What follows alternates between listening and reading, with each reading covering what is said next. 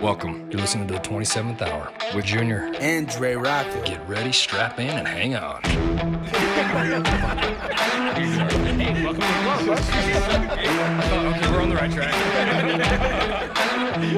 So you good? You guys find the game? I don't know. Welcome back to the show. Episode 25. 25, that's a quarter of 100, I guess. Quarter of 100. It's a quarter. It's a quarter. It's a good number. Shout out Ryan Rally Trucking. He's our sponsor for this episode. We're looking to get a couple more. Anybody's interested in that, holler at us. But thanks, Ryan, for sponsoring us all the time, man. We're really, really happy to have you. A lot of people, I forgot to talk about this last time, Dre. First and foremost, before I introduce our people here quick, I want to thank everybody we got some pretty mad hype on the YouTube, I think it was. A response, doesn't matter. We got a review, I guess. And so, yeah, so thanks for everybody that's given thumbs up, thumbs down. Whoever's given thumbs down, tell me why. I'd love to hear it, man. The one person did, and thank you for that. You guys are awesome. She knows who she is, so bring it. Just say whatever you guys got to say. I want to hear it, all of it. It was pretty awesome. It wasn't real cool. But thank you for the hate, if you hate. Or just keep it to your goddamn self, whatever you wish. Episode 25, Josh and Hannah Gard. What's up? Was I at liberty to say that? Because we can edit that, the name. Why wouldn't you be at liberty? Because he's a fucking gnarly dude. He is gnarly. So I just Top secret CIA stuff. Yeah. Is he G14 classified? That's kind of what I was getting at. I didn't know what, Undercover. Yeah. You've done everything. Yeah. Not everything. You're my cousin. I am. I'm your cousin. However, we are cousins. We're cousins. Blood cousins. And you guys are cousins. No. We're not from Alabama.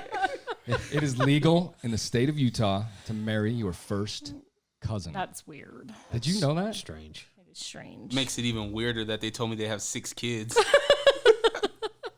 I heard my fucking client the other day told me that. It's a real thing. It's real. All with 2 eyes, though. So our kids they're good. Yeah. None of them have anything wrong with them. They're all beautiful. I mean, that's, yeah, what you guys think. That's fine. Right. Yeah.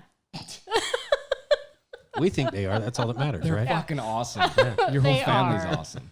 We love them. We love you guys. We love you guys. Thanks for having us. Thanks for being here. Absolutely. Are you excited? I am excited. This is my excited face. You know That's me, the Jim. scariest part of this. 'Cause Yeah. Happy, sad, I don't know excited. I don't know what's going to happen. I'm scared here. It doesn't change a whole lot. Freaks my kids out, too. They're Freaks like, everybody out. especially with your fucking beard, dude. I can't see your face, bro. Your lippies. Last time I saw you, I didn't have this, I don't think. No. No, it was like, what, 2 days ago? That's about how long it took to grow. You look like a fucking stud, dude. He's Thanks. sexy with it. I You like it? I'm digging the beard. I seriously like it too. It's Yeah. not even, I don't know. It is a beard, but it's way heavy goat too. Well, he Yeah. was gonna do the handlebar mustache. The fucker's mustache hard, is dude. a It little. looks good. It's a little heavy because he was gonna do the handlebars, but Oh, this you could pull that damn off too. pandemic, you can't Well, the not mask, wear a mask. So Where do you go to shout out your barber? Who's your barber? Gents on 24th. Fucking hit him, man. 24th in Ogden. You said you loved him. Look at your head. Fuck, dude. I got to go hit this barber thing. Yeah. Barbershop. It's not a salon. It's a barbershop. obviously, I've never been because What the fuck was that supposed to mean? I go to salons? Yeah. Are You you look like you implying- go to salons. This You're is very barbershop. pretty, Junior. That's salon. Touche. And look at dude, mine's pure white, bro. Pure. I just have little shades of gray. This hair up here, if you could see it's white, bro. Yeah, I gave up on the hair a long time ago. Fucking wow. Long time ago. It's white. Not gray, it's white. Yeah. No such thing as stress, right? I'm No. just jealous. Like, your beard is... Like, men, we have these things about beards, and yours For is real. perfect. Well, thanks. I Yeah, appreciate you that. Dre. fucking roll it, dude. It looks Like, you don't even need No. a mask because it's like... his I- mouth is covered. Yeah. I've thought about that. Just pulling the mustache down and yeah. Coronavirus is scared of your beard. He's never gonna catch it. that shit's dope as fuck, bro. Won't even come near it. If I could pull that off, I think I'd try it out. You got some red in that fucker too. Don't tell me that, man. Come on. Dude, it's in the family, bro. Relax. I know. It's just part of who we are. I know. I keep telling him just embrace it. It's fine. Embrace your manliness. You look like a Viking. I've been told that. He has. You're Just welcome. recently. He We was need a told tap that. ripping up here. Yeah. Yeah. Fucking gnarly, dude. I do get a lot of compliments on the beard. It's so. fucking sexy. Dre, The- he ain't The scared more to say compliments I get, I guess I'll keep it. So it. Yeah. I just wish you had a man bun. Like that would a be man bun. I wish I had a man bun, Dre. It's kind of hard to grow those fuckers. Yeah, there's no hair in the middle to have a man bun, so hence the head shave. So If you had a man bun, that would be the total package. Oh, for real. maybe You're I dope. can look into like hair transplants or something. He's all ripped and shit too. He's buff and shit. If you I could tell. Look at this shirt. You can see the biceps. Probably got a big dick too. You just you got a big old dick. Actually, I do know this. some things are sacred, but This ain't fair, man. Like he probably shouldn't leave. This ain't fair. the What a shirt thing, fucking- you just buy small shirts. That's what it is. What a great way to start the episode. Fuck, this is hot. Sorry, family. Dre coming at me like that. Don't watch, family. I forgot you guys are cousins and that your family's probably gonna watch this and be like, oh, Josh's remember mom is Christmas? probably going to listen to She's this gonna and be love it. mortified. She's going to be mortified. Relax, Pam. It's fine. Pan. I can help with a Pam thing. She's fine. Yeah. She might be the only person that listens to it. I don't know that the family gives a shit about it. No, I don't You think don't so. think? I don't think so. But it's okay. It's I okay. think they do. Who? I don't know. Your brother and you and your mother. Who else matters? My mom and dad don't even know I do this. Who else matters? Nobody. Touche. There's only 100 and fucking how many of us? There's a ton. So you do have a big 170 grandkids or some shit grandpa have? Well, grandma and grandpa couldn't keep their hands off each other, and then it's like gremlins. You sprinkle a little water, and they just keep multiplying. You know what kids. I mean? 8 Yeah. kids they had. Yeah. Your mom was, what number was she? I don't even know. 3. 3. My mom's like way the fuck down there. And she's like, She's in the middle, I think. yeah, somewhere. Yeah. You have 8 kids, dude. 2 boys and the rest girls. Both our moms are redheads too. You know, we used to think that Yeah. was super crazy, and now we have 6. So we're not that far off. Oh, You'd think that's it'd be right. super crazy to have 8 kids. And how many then- dogs? 2 dogs. 2 dogs, 6 kids, partridge in a pear tree. And they really say after 3, after 2, after 3, you can't tell a difference. And you really can't. I mean, you just dogs count or kids? kids. Bullshit. They're about to say. You just count heads at some point, and you just Like, go, hey, do we have hey, enough? Fuck's your name? What's that kid? Who are you? Oh, it's my kid. Shit. like- Pick that up and move yeah. it, will you? Yeah. Yeah. It's true. You just clap. The one kid, that little guy's a goddamn, looks like Thor. You know what? He's a tank. 3 now, and you think like you get through 2s and you think, oh, this is going to be great. He's so easy. This is so great. And now he's 3, and it's like, oh my God. Kid is a fucking told- linebacker. I know. And I told Bailey the other day, she came and got him for his birthday, and I was like, just leave him because I can't. He's got such attitude. Oh, does he He's get an so attitude? cute, but He was so chill before. He's just like you. yeah. What? I mean, that's good. Just like me. You're just kind of mean. Are you implying that I have an attitude? Maybe. He's a challenge sometimes. You were a challenge. We were challenges. Yeah. I still am one. Yeah. Our moms would probably agree with that. Yeah. Yeah. Yeah. He's just like him? Mm-hmm. Oh, fuck. He's like a little miniature version. Little He's mini- like baby Viking. Sorry, Jesus. yeah, miniature, Whoever. miniature Viking. You gotta see this kid, man. He's fucking huge. He is huge for 3. Does anybody even know what? I didn't even introduce what you do yet. No, we're just No, talking. We're just talking We're just right bullshitting, now. sorry. Yeah. We're just catching up. Well, let's talk and catch up then. Yeah. I don't know if you got all night. I do. We got how many do we have at home? 3, and one of them's calling me right now. Your phone's going to see. Sorry. Don't worry about it. Just a second. This is the most informal fucking thing you'll ever be involved in. Hi. Yeah, Should we just yell? You're ruining the podcast. yeah, we're right in the middle of the show. Watch it really be an emergency though. God, I hope not. Oh, that would be so bad. You can give him one. Just give him He can only have one beer. Oh shoot. whichever one. It's kombucha, okay? Yeah, shout out, Mama Chari. I believe you say it, kombucha. All right. Love you. Yeah, because it's amazing. We hope to. It's in reference to our youngest. All of us are drinking it, by the way. I was just doing that while you're doing your thing. Oh, sorry. I didn't mean to interrupt you. No, I'm sorry. I interrupted you. No, go ahead. You're the host, June. Yeah. I just ruined the show. I just Sorry. said, no, you don't. We're all drinking Mama Chari kombucha. So, yo, you guys got to check this shit out. It's fucking incredible. That's kombucha. good stuff. I It like is it. because we had never had it until. You can't share with Corona shit, though. I didn't even know about kombucha until I heard it on the podcast here. Is that where you heard about it? That's where I heard about it. On the 27th Hour show? On the Yeah. 27th Hour show. We heard the host Junior talking about it. I believe we have to try Rocca. that. It might have been my brother's show that I heard it. Maybe. It might He's have probably been. giving me shit about it. Yeah. Probably. He teases me a lot, dude. He thinks because he's big, he can tease people. But For everybody that don't know, Justin is his younger, bigger brother. yeah, we both have that Justin problem. and Shiloh, episode, whatever it was. I don't remember the episode. The 911 dispatchers. That was a fucking cool episode. I had no clue. And that's getting into what you guys are all about. But I had no clue how intense that job, like what that all took, man. That shit is gnarly. I tell Josh all the time I could never do what they do. It's amazing to me. They're and incredible people. They are. And I just, So for them to be the good people that they are and to do the job that they do, it's, Yeah. It takes it's a different insane. brain. It does. A different calm brain. It really Yeah. does. It was weird to listen to it, man. I had no idea. So that's why I love having all these random jobs and people, what they do. I love it. I'm infatuated with it. Right. So what the hell was that? Axe? Somebody getting shot at here? What we got going on? Joshua, Yes, sir. you're a police officer. How do you want to say that? What are you now? Police officer. How long have you been in law enforcement? In law enforcement, funny you should say that because this coming Friday, the 18th, I hit 20 years. Congratulations, bro. Yep. Long time. That's a long ass time. I'm one of the old guys now. Fuck you. Don't look old. No, he does not. I feel old some days. Yeah, I see that. Yeah. Fucker. You look like a stud, bro. 20 20 years? 20 years. Damn. Yep. I could retire Friday-ish if I wanted to. What's that plan? I got 6 kids. Fuck retirement. Yeah.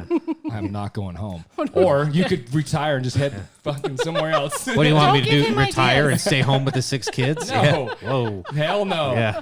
That's called Valium. You're Yeah. gonna need lots of beer, whatever. Yeah. Yeah. That shit's Lots. tough. I don't know how people do it. Yeah. It's I busy. commend them because it is hard. They're a lot of work. Commend them. You guys are doing it. Well, Not and- staying and home. We have jobs that Yeah. we have to go to hell with outside the of the kids. home. That's our escape. The dogs will handle. Dog will handle them. Yeah. Yeah. One Dog- of I them. think One of the them dog's comes with me. worse. One of them follows you to work. One of the dogs is worse than the kids. Yeah. Yeah. The one kid could probably eat the dog. He probably Yeah. would. Probably. He's something else. So Well, it's coming, and they're gonna get older, and then you really want to choke them. thank God. Well, you know, 18 doesn't come fast enough. Sometimes. We have a very vast spread. We just talked about this How old before are the we? show started. they go from what? 23 to 3. All 5 years apart except Two. 2 of them. 2 13-year-olds. 23 to 3. We're 25 to 14, 15, See? some shit like that. You'll have that. Close. I'm so excited. I'm counting. Like people count retirement. I'm counting 18 out the house. See, that's what I say. My wife says no. How many are still at home?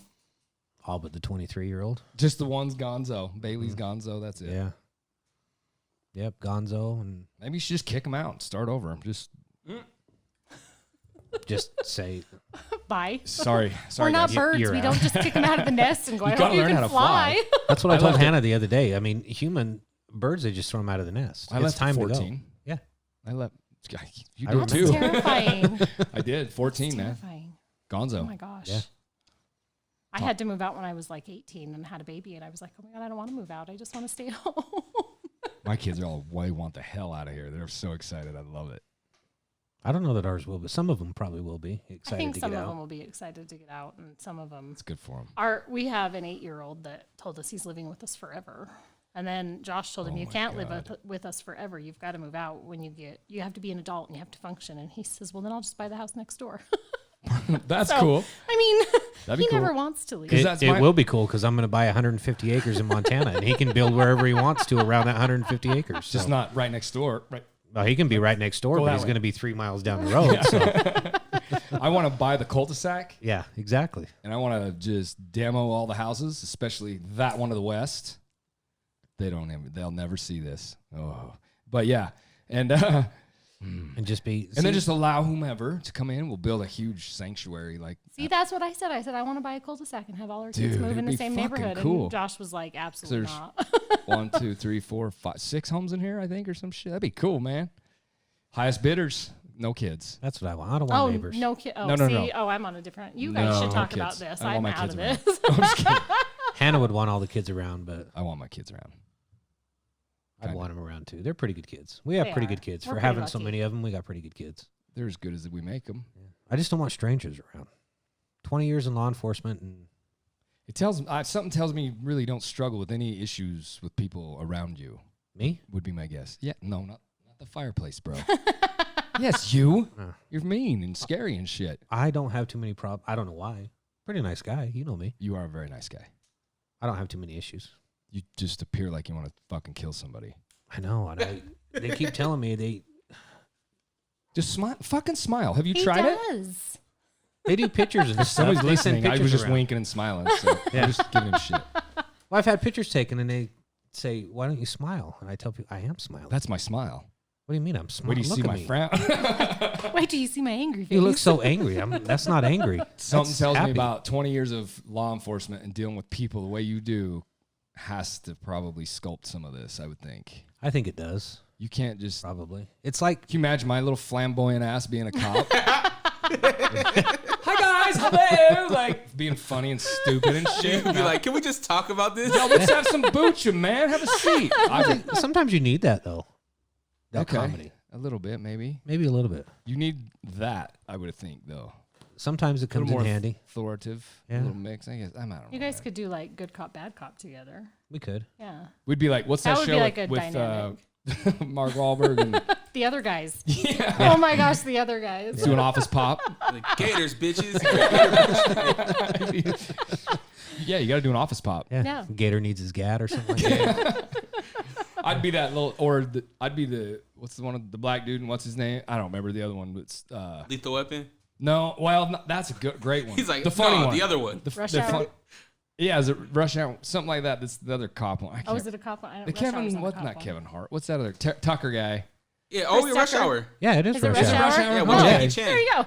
Yeah, that'd be like me. I'd be the stupid guy for sure. Do you have the moves like Jackie Chan though? Can you do your own stunts? No. No, I've never had the moves like Jackie Chan, I don't think. No more flips. No more flips. I'm getting too old and frail for that. How old are you? How old am I? How old am I? You're 40 42. 41. 41. You'll be 42. I know you're a bump older than me. 41. I think I'm 40. Holy shit. Yeah. We've 41. grown up from about this tall together. Yeah. Spent a lot of time together as little kids. I always, you've always been switching gears. Uh-oh. Don't cry. I'm just teasing. I have that emotion. You've always too. been. You do not. I do. You do? Yeah. You're a sweetheart. Josh is very emotional. People wouldn't know that about him. He's got a lot of emotions. He just doesn't. I'm let them incredibly out. dramatic would be the word I would use. Not emotional. I'm like sensitive and dramatic as hell. It's weird. But I always grew up when I grew up, you were always my hero, man. I always thought you were always the coolest one. I've talked about it up there tattooing you before. Right.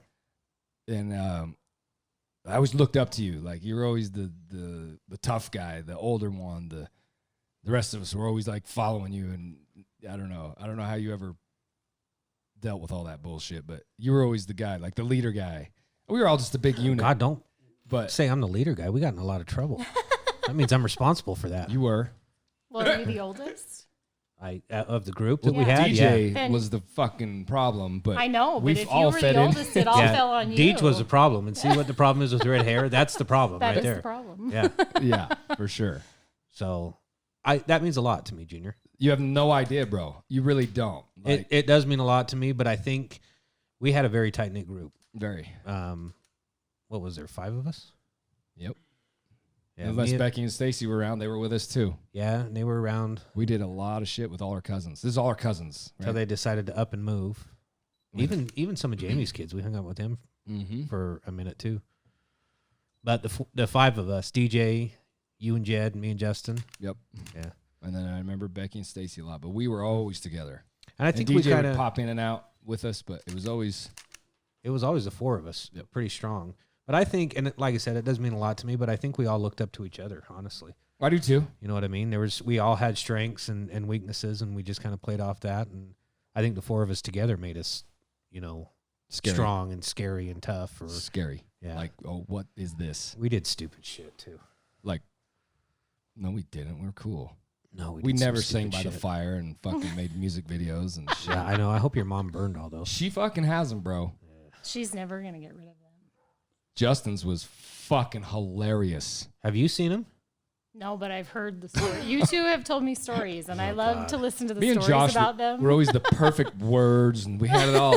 Everything just perfect. The other two just fucking around the whole time. It was so flying funny. by the seat of their They were pants. just they were younger. They didn't understand the concept of a music video. You have know to what I take mean? this serious. You have to take it seriously. We were all doing rock, like heavy shit. I did Poison, did Motley Crue. I think I did Bellamy You Brothers. did Bellamy Brothers. Yeah. I even had like the eyes down. You know Kids what I mean? of the Baby Boom. Yeah, it was Kids of the Baby Boom. And you had a mic in your hand like this. Yeah. Well, you have to Sing. when you're doing country like that. You know what I mean? You had a bandana and shit. It was dope, man. Sitting by the fire downstairs. All I was sitting by the like I am now. Yeah. yeah, just like the world brings it around. It It's does. Full circle. Full circle. I'll get this video. We might have to put it on this. You guys are gonna shit. You'll die. It's gorgeous. I'll take the embarrassment. It's a pretty good video. I do want to see it. Like I said, you guys have had I can't believe you multiple. haven't seen it. Well, you guys have had multiple conversations about it, and we've talked about it and laughed about it, and That's why I'm like just sitting here waiting for somebody to show me the video. Oh, it's good. I don't think that was necessarily stupid shit that we did. That was just embarrassing shit that your mom and My dad parents laughed had on at. film. And, yeah, and then showed everybody else. So Dude, growing up, everything in our life was on film, man. My parents had Mm-hmm. that camera everywhere we went. It was crazy. I think that was like a thing. It's cool, man. Yeah. Like you could go back and watch anywhere we went, skiing, whatever. Yeah, that was pretty crazy. You could watch our whole growing up together. Oh, it's wild. And we That's were fun. together pretty much all the time, man. Crazy. So yeah, I always looked at you, man. I was always following your lead and shit. I remember that growing up. I always looked up to you. I still do. that means a lot. I still do, man. 20 years as an officer, bro. 20 years. 20 I made it years. finally. Well, in 2 days. in 2 days. So you can retire. I can retire come Friday. That is insanity. Yep. Is it a career you would do over again? Is it something you would do again? Yeah, I would. It's a very loaded. It's what I wanted to do. My dad was in law enforcement for a lot of years and retired, and just something I looked up to him for and wanted to do, and I would do it again. It's rewarding. It's hard. It's hard on you. It's hard on family life, but there's a lot of rewards to it as well. Like what? What's a good reward of that? What do you take from all that? You're probably pulling shit that Everybody says I get into law enforcement to help people, right? Right. I don't know. Do you help people along the way? Yeah, I think you do. You have to. You're in service. Sure. I mean, people call you to come help them, so it's a career of helping people. But the reward is for me having a positive impact on people's lives. And that, I know that sounds corny and everything else, and you're like, what is that? But It doesn't sound corny at all. very early on in my career, I had a sergeant who, and I'll never forget this, very hands-off sergeant, didn't micromanage you. You never saw him on shift unless you needed him and you called him there. But I think he said something to me that kind of shaped my career and has helped me. Not everybody has to go to jail. You know, and that stuck with me through my 20 years.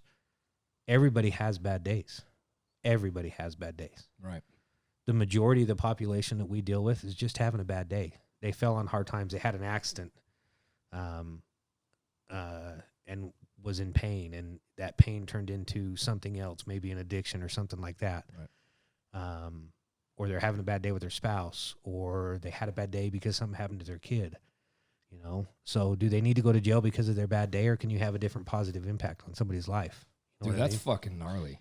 So, I've and never that heard was anybody all talk like that. a simple comment that he made kind of like that. shaped me like that. You know what I mean? My dad, he was like I said, he was in law enforcement, but he kind of practiced that a lot, helping people. Not everybody has to go to jail, but they don't.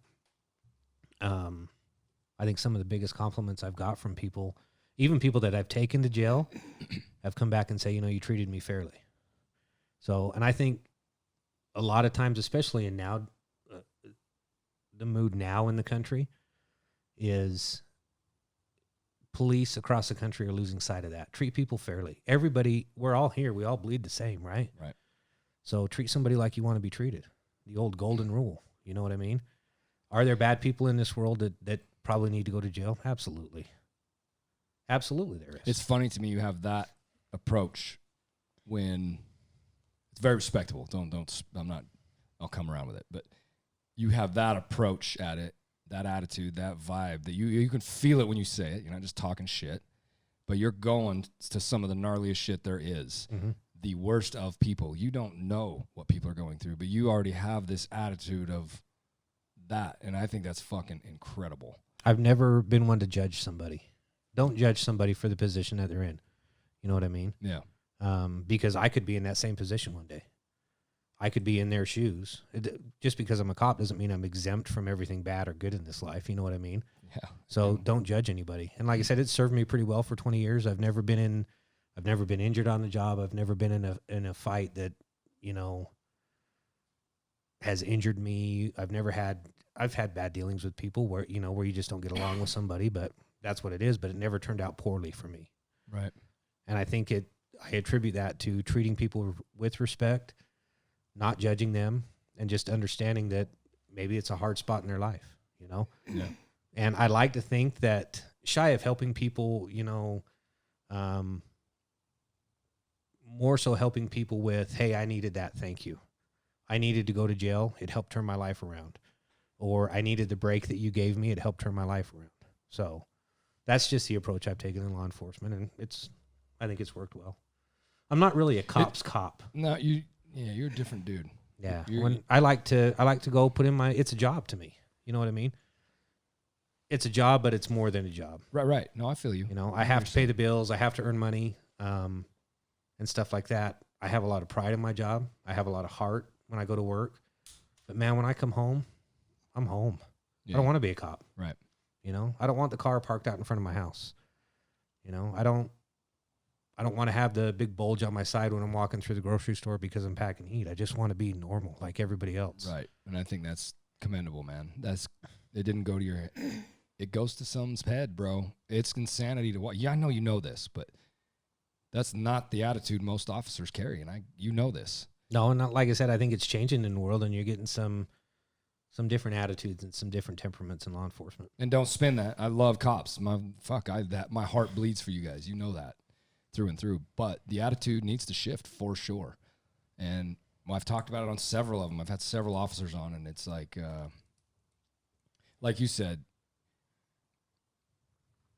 use this. It's so ignorant for me to say. I'm not a cop, but it doesn't matter. Use this, and it will like guide you into stuff. It doesn't matter, even more so when you're reacting to something insane and scary. And fucking stop and think just for one split second. I know reaction is an absolute necessity, but I can imagine it's not every day that's a thing where it's. If you honed your people skills like you have and really started to have approaches like that instead of fucking walking around with 700 guns and fucking vests, shit strapped all over you, knives, and like some of you guys are intimidating as fuck looking. You know, and I with think all there's the bullshit all over you, and you come up to it's very intimidating, man. It's like holy shit, but you know what I mean. It used to be a lot softer, like when my dad and your grandpa, Yeah, dude. when they were cops. I mean, it was a lot softer. It was more like a uniform, very soft approach, and it is becoming a little bit more militarized or whatever you want to call it now. It's intense looking. It is intense looking, and I think unfortunately, there's some parts in the country where you have to be a little bit more on edge. Sure. You know, fortunately, I've been in law enforcement in Utah for 20 years. Not that Utah doesn't have their problems, or we don't have our areas, or we don't have, you know what I mean? Because we have the same issues that everybody else has across the country. It just may not be as magnified as certain places across the country. Right. You know, but we're pretty fortunate here in Utah, I think, as law enforcement. Even the tide, though, in Utah is changing. You know, we're having a lot more uses of force and officer-involved shootings and things like that, and that's sad to see in law enforcement, even here in Utah. You've never been in one that you can only talk what you can, but you've never been fortunately, never been in a. Fortunately, never been in one. Thank goodness. So yeah, I'll pray for that, man. I can't even imagine hope for those that have been in them. I can't even I can't even speak to it. You know what I mean? Right. It's an experience that I hope I never have to experience. But kudos to the guys and gals who have been in it and gone through that. Do you think your approach of who you are and what you're all about has stopped some of that, bro? Or do you think that's seriously... Maybe I'm just lucky. Right time, right place. I don't know. I tease her all the time. It seems like when I take a day off, that's when the bad stuff happens on the crew that I was on.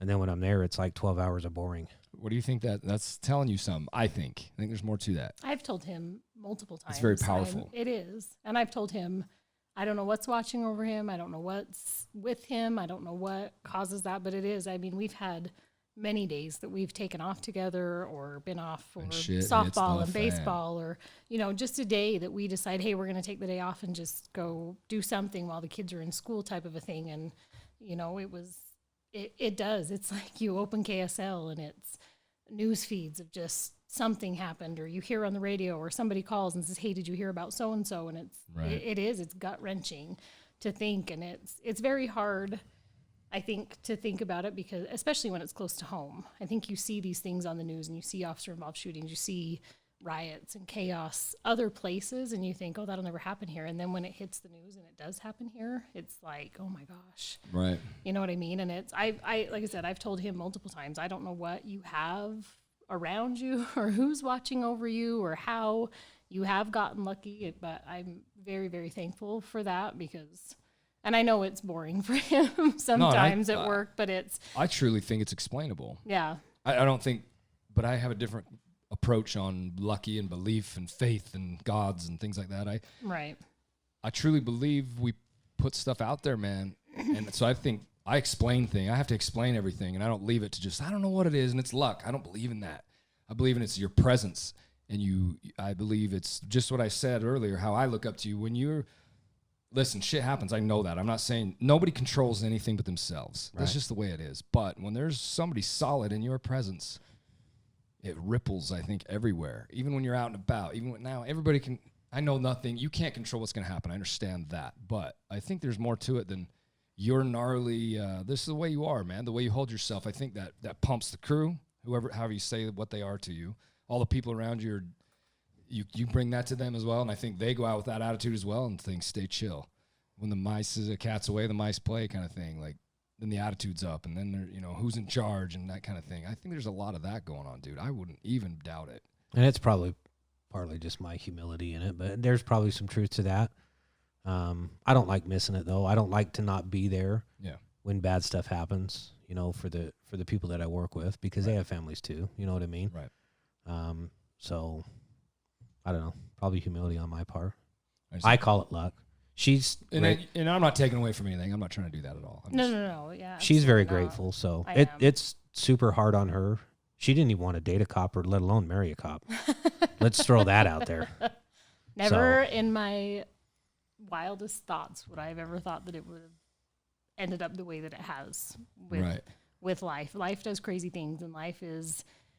We used to say never a lot, and honestly, and it as corny and as cliche as it sounds, you just can't say never, because I've said so many nevers and have totally ate my words, because you think things are never going to happen, and you just don't know. And I'd never marry a cop. Here she sits. And now here I sit with a cop. Right. How did you guys even meet?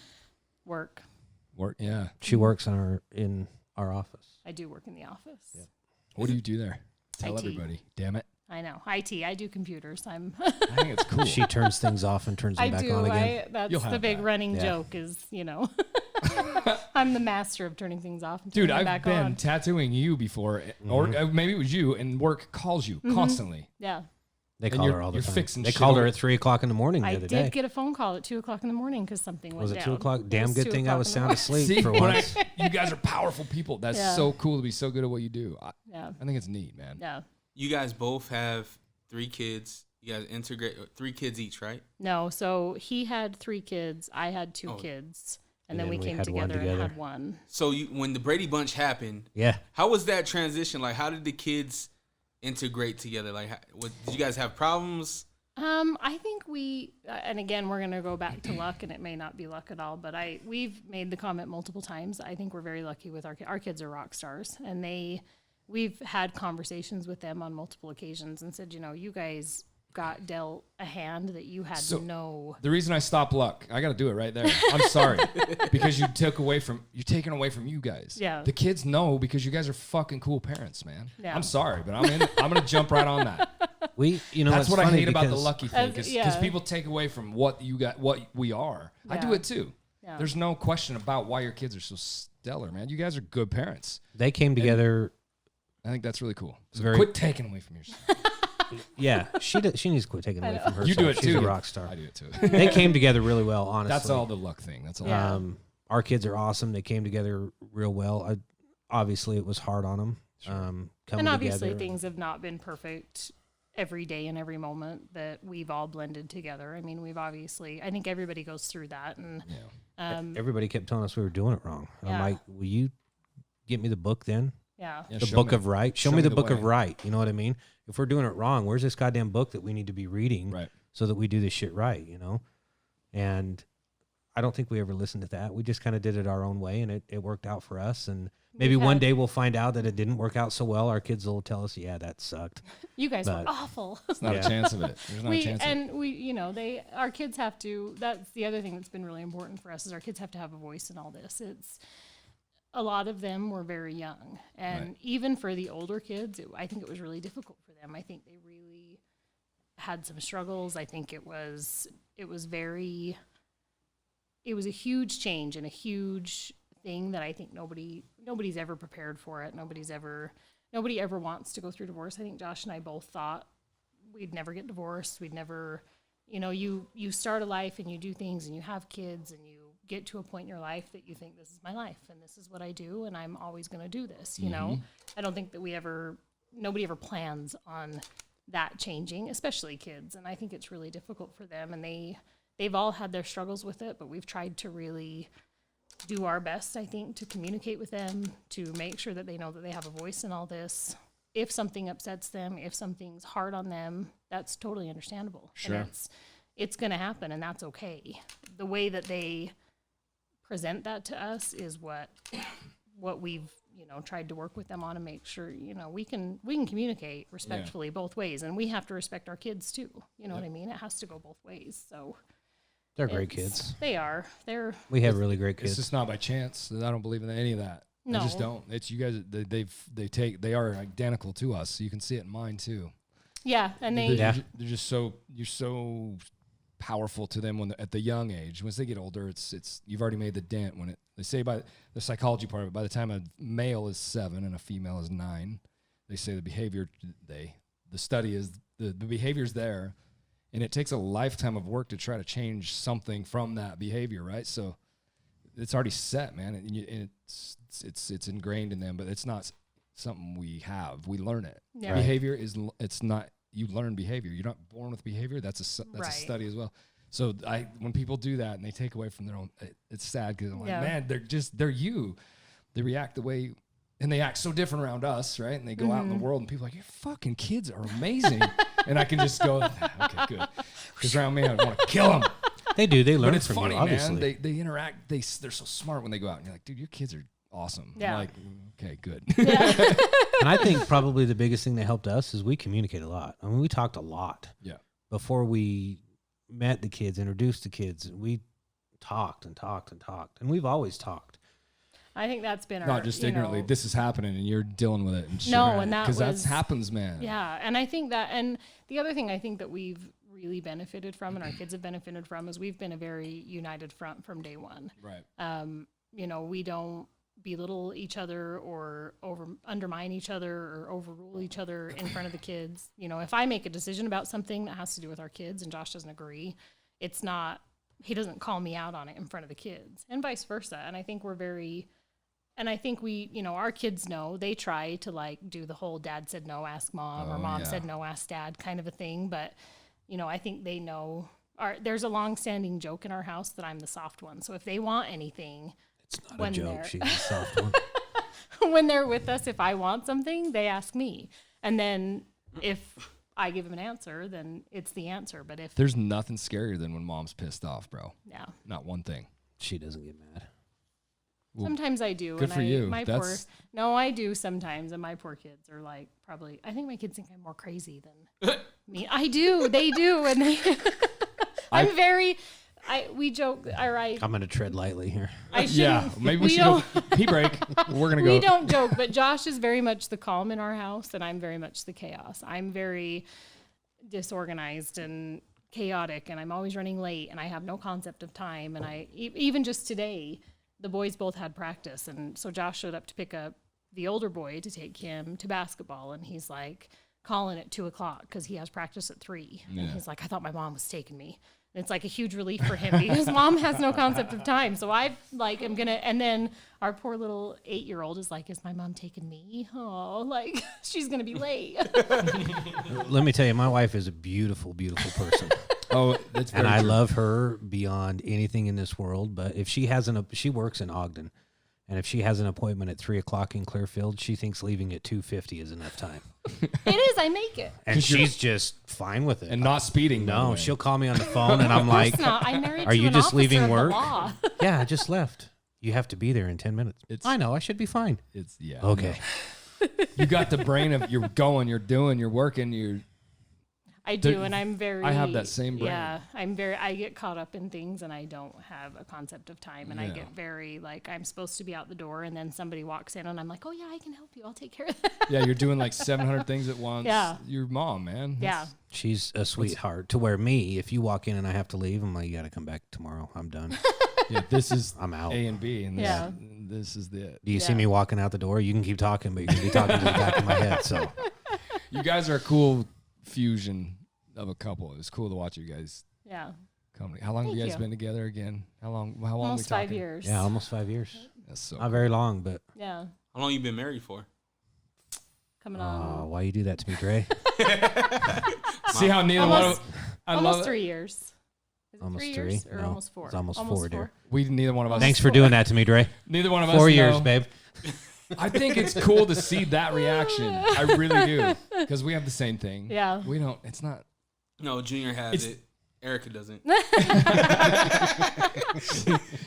Oh God. Can you fucking imagine living with my ass, bro? It's, No, well, I grew up with her Erica's a ass, so saint. She is. She is. She is. This guy's a lot We to love handle. her. So Yeah. she just made the best tacos. He Carnita- really, Erica, those look carnita like they came style. out of a restaurant. They looked amazing. You guys should have had some. I know. we should have had some. There's still some I left. should have known that she'd be cooking dinner, but I we know. ate before we came over. We both looked out in the wife that can cook department, too. I tell you that. We scored there. What else did we score in other than upgraded to a Ferrari instead of a 1901 Volkswagen? I mean, look at our. They're beautiful. Very. Absolutely gorgeous. Very. You know? Why they went, yeah, that's the one. I'm still. Is beyond me. I'm just looking at making sure. I know. I get her eyes checked all the time. There's something going on there. Oh, I hope to God she stays blind for the rest of her life. What was it though? Was he like? Did he come in the office like vest up, like he had a uniform on, or? No, I don't know that the uniform really did it for me. I mean, obviously, there was an attraction there, but honestly, what I think really helped us and solidified us is we were just friends for a very long time. I mean, there was no, obviously, I mean, I think looking back, there was probably some attraction there, but really we started out as friends and it was purely platonic, and it was just, it wasn't even like a full-blown friendship. It was like acquaintances at work that you're, you know, friendly with and you say hi to, how's it going? And, you know, we both went through some things in life that was a little bit more, they were personal things that kind of became known and kind of were, I think they were very difficult things for us to go through. And I remember we put like a gift together when he was going through some stuff and, you know, from the office that was just, and it was very minimal, very like, hey, we just want you guys to know we're thinking about you guys, hope everything's okay kind of a thing. And then it just kind of developed from there, I think. And I think it kind of took us both by surprise. Like I said, it wasn't anything that either one of us ever seeked out or, you know, wanted to. He was checking you out. Trust me. That was one of those. That was He was one of like- those. I was trying to get there. But Sorry to fucking blow that out of the water. Way to take But my there's- sweet moment. There's and no just two man ways it about up. it. He's like, fucking fella, I'm going.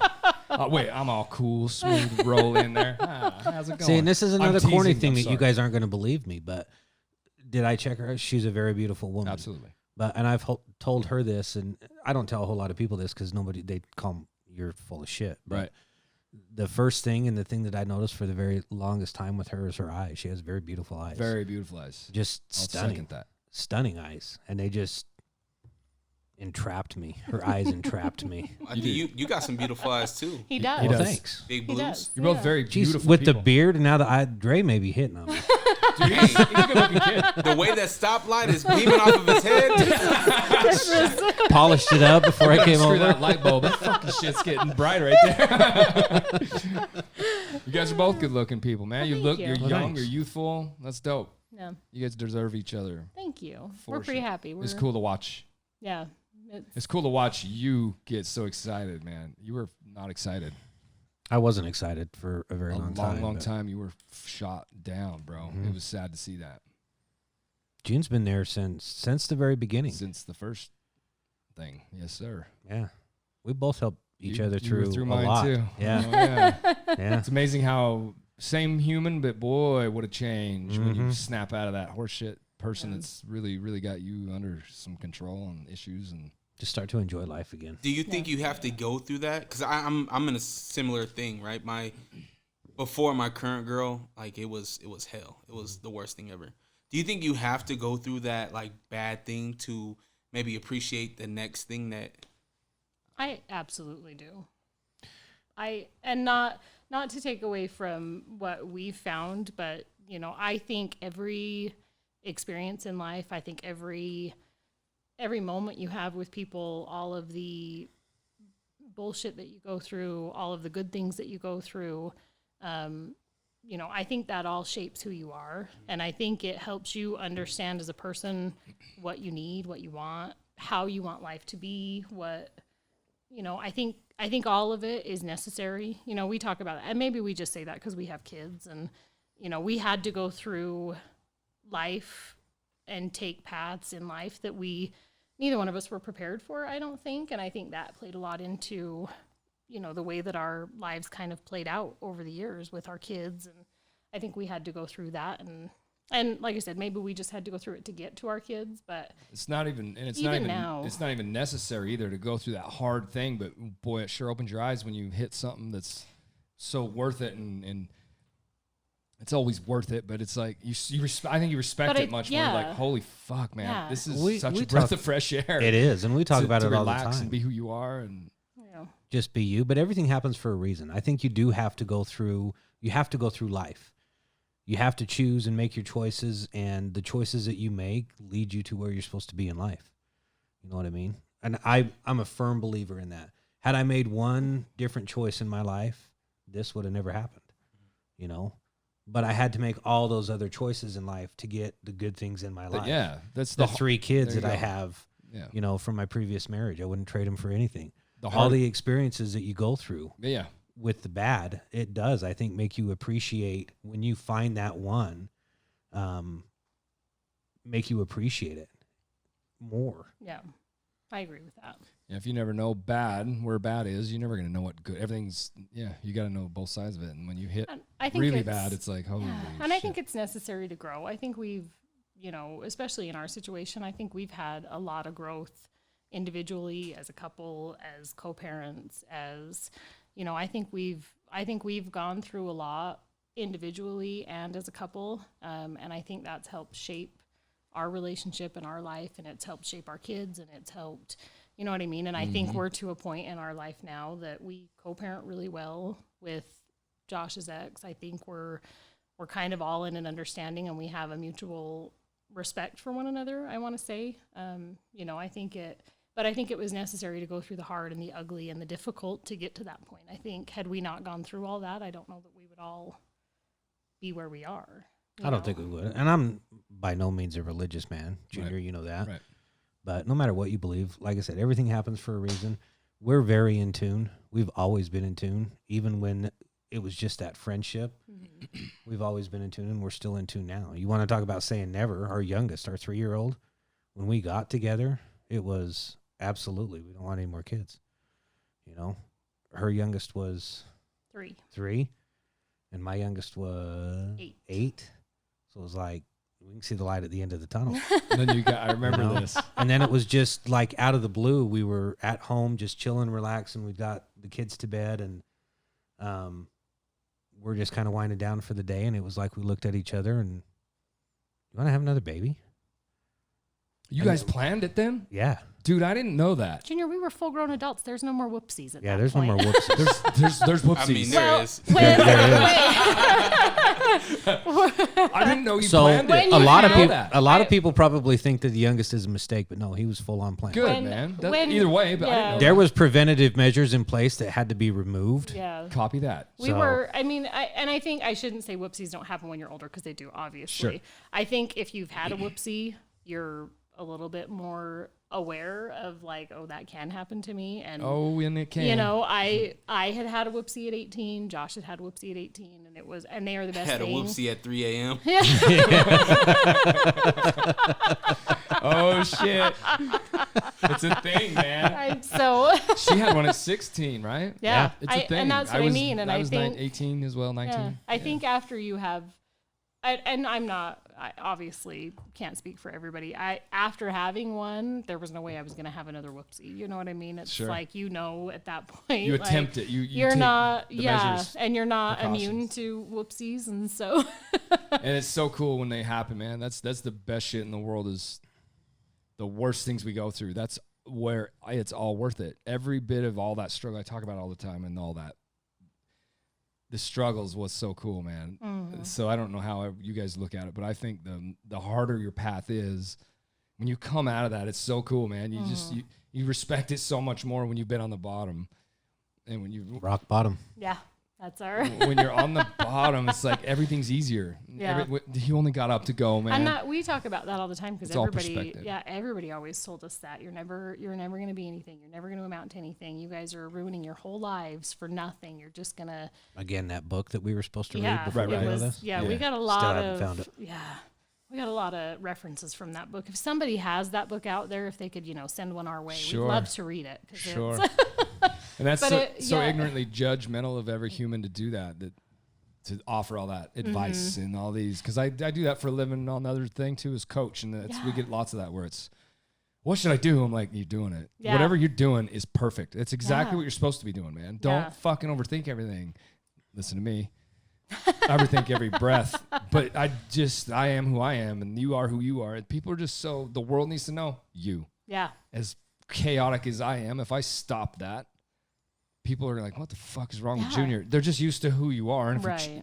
so you don't change any of that. That shit's cool, man. You No, know, and but what is important in life and a tribute to you and what I look up to you for and always have, when you take something, you bust your ass at it, Junior. It doesn't matter what it is, and I think you need to everybody needs to apply that in life. Work hard. No matter what you want in life, work hard for it. Yeah. Don't take things handed to you. I think when things are handed to you, you don't appreciate them as much as when you have to work for them. We started with nothing. We literally. So Thank you, by the way. we started. I mean that. Yeah. Thank you. I know you do. Thank you. I appreciate it. We got together and it was like, all right, well, we got to move in together. If we're doing this, we're doing it. And we had lots of conversations and lots of tears and lots of heartache over, should we do this? Is this right for us? You know what I mean? And we had decided, and we went to Vegas on a trip. And right before we went to Vegas, it was like, we found this duplex in Ogden, and everybody was like, what are you doing? And we thought it was just like perfect. We were like, this is it. We're going to do it. We can afford it. This is going to be awesome. We got room. And I remember we went and met with the rental company that owned this duplex, and he was like showing us around and kind of talking about things. And we're standing upstairs in the bathroom.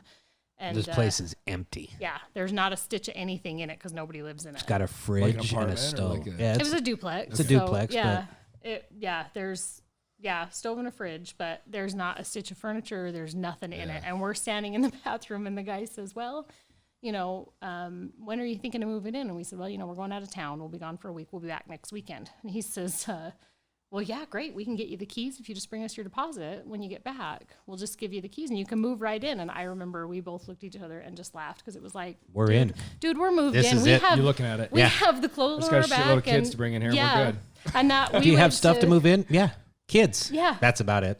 And we did. We went to Vegas, and it was like we got back on a Friday, and oh my God, it was insane. We drove home from Vegas and had to go buy kids' beds. We went and bought bunk beds. We went and bought couches. Did you win the money necessary to do so?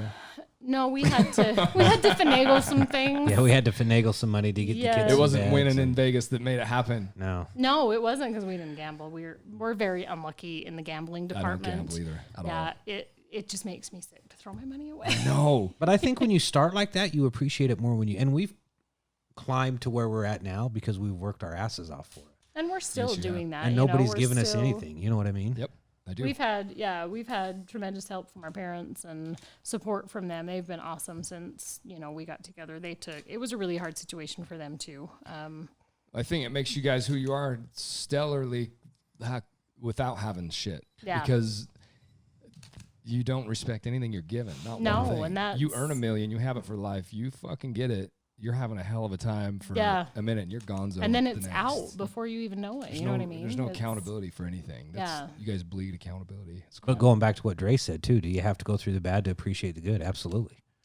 Because so we you have to go start at the through- bottom and then climb to the top to appreciate everything that you have in life. That's the thing. If you're handed everything at the top and you're at the top, but you've got everything in the world, it's like and you don't want to work for it, you're not going to move up. Those kind of people get a flat tire or a fucking breakup and it's over. Like Yeah. Lose their minds over it. So is it necessary? Absolutely. Nothing's necessary, but it's beautiful. It is. It does help. It's so beautiful to have it. I covet this stress, man. That shit's all the hard, the struggle. I love to struggle. I talk about it all the time.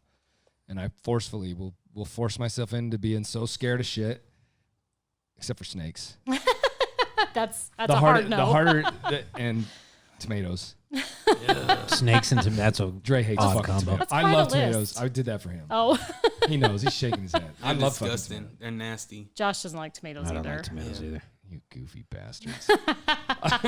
Salsa ketchup, you bet. Yeah, I'll put That's ketchup the on thing. everything. Josh Potato loves chips. It doesn't ketchup. matter. Yeah, we make sausage and he dumps half the bottle of ketchup on his plate. And I'm That's like, not tomatoes though. But it is. That's ketchup. I know. Yeah, and salsa. He loves salsa, but man, you slice him a tomato and put it on something or give it to him, and he's like, I'm not eating that. No, you've always been a little slight picky, haven't you? Do you eat raw hamburger? No. I don't eat raw tomatoes. Bingo. My man. So with cops kind of talking about food, where did the whole donut thing come from? You know, I don't know. That's been a long-standing thing. I think since the dawn of policemen. I don't know. I thought maybe it came from The Simpsons. I think it was even going before for The like Simpsons. Fucking 40 years. Yeah. Simpsons is old. You know school. what's bad though? Who doesn't like donuts? I mean, come on. That's the problem. Is It's how not do you just a like? cop It's relatable. Yeah. I'm more of a pastry kind of guy. he likes a good apple turnover. Who doesn't like donuts? Whatever. Well, I'm a crepe kind of guy. So You know, the shitty thing is though, is when you're going home from work and you're in full uniform and your wife says, "Hey, kid's got a party at school tomorrow. You want to you go stop get and pick up donuts?" 2 dozen donuts?" No. I gotta come home and change first. Got a uniform. No, I will not. I'll come home and change and then Then go I'll get your go. damn donuts. Yeah. But Do cops manipulate the system with their uniform? Like, you know how certain restaurants is like, servicemen eat free. Like, do you pick out those places specifically? Absolutely, some cops do. I think so. Yeah, absolutely. I Josh would. does not. Allegedly. Well, no, but No, part I of don't. that is, I think there. And speaking from experience from working with cops and now being married to one, I would be very nervous. You're like, not everybody loves cops. You know, if you're a Yeah. fireman, everybody loves you. You're a hero in Well said. every way, shape, and form. Firemen are absolutely on a different pedestal, and rightfully so, because they are heroes. I'm not taking away from that, but cops have a very different light in the world. I would be very nervous if I were a cop, and I'm not obviously, but if I were a cop, I would be very nervous to go to a place like that and advertise who I was, because 1, you don't know the crowd that's in that restaurant, and 2, you don't know if that cook that's in that restaurant likes cops, doesn't like cops. Is he gonna? You have a beacon on your head 25 Yeah. hours a You day. do have a beacon on your head. You And do. So yeah, I think cops are people. Mm-hmm. Do people manipulate the system sometime? Absolutely. Do we hire those manipulative bad people? Absolutely. Sometimes they fall through the cracks. Yep. Yeah. Some of the most corrupt shit in the world is directly from it. Yeah. So I hope eventually that's what everybody understands is it doesn't matter what profession you're in. Yep. There's bad people in every profession. Yep. Should we not have the bad people in our profession? Absolutely. Because of what we do and what we stand for, we should be a little bit more filtering of those. You know what I mean? But it's hard. And I It's think hard when you don't sometimes- get paid to be a professional sometimes. Some agencies do pay you pretty well, but a lot of them don't. If you want a professional, pay them to be professional. You know what I mean? Yes, And I don't know that I think maybe in hindsight, sometimes you can look back and see those red flags with somebody, but I don't necessarily know that they're easily picked out. I mean, Well, I don't know. Power can change you as well. And that Power can change as soon as you get that shit on you, and you realize you've got a little bit of power to kind of, do should some certain things and, get away with certain things. I do think but I think that's a very big misconception. I think people think, well, you should be able to pick them out and you should be able to weed them out of the system and you should be able to not hire them. Could, would. Yeah, like, but man, we're I humans and we're manipulative. Well, yeah, and you don't know what they did in their interview. You don't know how well they did in the academy. You don't know how well they did on FTO. You know what I mean? It's not. And that's every job, right? Every job. Everybody Everywhere. can lie Every on job. any application. Everybody can manipulate Well, their interview. who's gonna come to you with shit, right? And that's the guy you hire. Yeah. For me, the guy that comes in and says, I am fucking this, this, and this, and it's all like fairly negative, not so beautifully made up. That guy's being honest, man. And he's like, I'm here to, if he's got good traits in his heart, like there's a lot of goodness in that true shit. When I do it when I interview people for tattooing, for people that work here. Yeah, one slipped through there too. But same thing. But you didn't know that It's when like, you listen, went through that. Give me something raw, like when it's real. I like real, man. I do. Yeah, shout the fuck out. You know who you are. It happens though. It does. And I wouldn't take any of that back either. Same shitty scenario we go through. What it boils Absolutely down to, necessary in life. be a good person. You know what I mean? An honest person. Be a good and honest person. Would everybody like a free cup of coffee? Hell yeah. But you don't know what that store was going through. So go up like everybody else, pull your wallet out and pay for that cup of coffee. If he absolutely or she absolutely refuses, thank you. Maybe pay it forward. Okay, you won't let me buy mine, but let me get the guys behind me. You know what I mean? So just be a good human. That's what it boils down to. No matter what profession you're in, fireman, policeman, lineman, no matter what, just be a good person. Well, it comes out anyway. It does. You the real you is known. People are not stupid. They feel you. They don't hear you as much. We all think we're so prone to the disguises we have on. We're not. You're not. If you're a douchebag, it's all over you. And if you act opposite of that, people are like, what the fuck is this guy's deal? Right. That's the psychology part of wondering, like, man, there's something about that guy. That's a real thing. Yeah. You're the reptilian brain of our head, man, it knows different. It's body language shit, man. So just be honest, because your shit comes out anyway. And everybody has bad days. Sure. I mean, I have bad days where it's like, oh, you're driving me nuts. Yeah. It's hard for me to be a good human right now. So I have them often. yeah, and I'm not a good human every day either. So, but I try to be. You are. You're the core of what you are. That's all that matters. My wife is. So the days that I'm not, she makes up for it. I am not. You give me way too much credit. No, I don't. You guys are a cool couple. Thank you. We think we are. We think we're, yeah. That's we why think you pretty are. highly of us. That's why you are. We're pretty proud of the people that we are, and we're still growing and changing and trying to be the people that we want to be. I don't think you ever stop doing that, and I think we're very much every day very conscious of we have room to grow, we have room to improve, we have room to change, and I think we're kicking ass trying to get that done. And You are. We respect each other. yeah, We understand we're not perfect, and we respect each other. And there's a huge like I said, amount the of biggest thing respect. is just communicate. Our 8-year-old asked us the other night, or asked his mom, "Do you and Josh ever fight?" Not really. Let's go.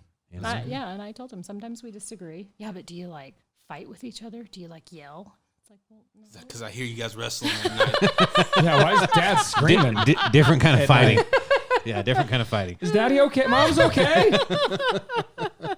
That's real though, man. But there's so much to all that. So I hope you guys always do okay there, right? And the truth is, you see those old couples who say, "We never fought a day in our lives." You're full of shit. Man. Everybody has disagreements. Yeah, say that all you wish. That's a lie. Fighting and arguing and disagreeing. I mean, call it what you want, but it's how you have that fight with your spouse or significant It's other how you or share whoever. that conversation. Yeah, it's how you share that conversation. There's a That's lot what of my wife tells me. We're not fighting. We're sharing conversations.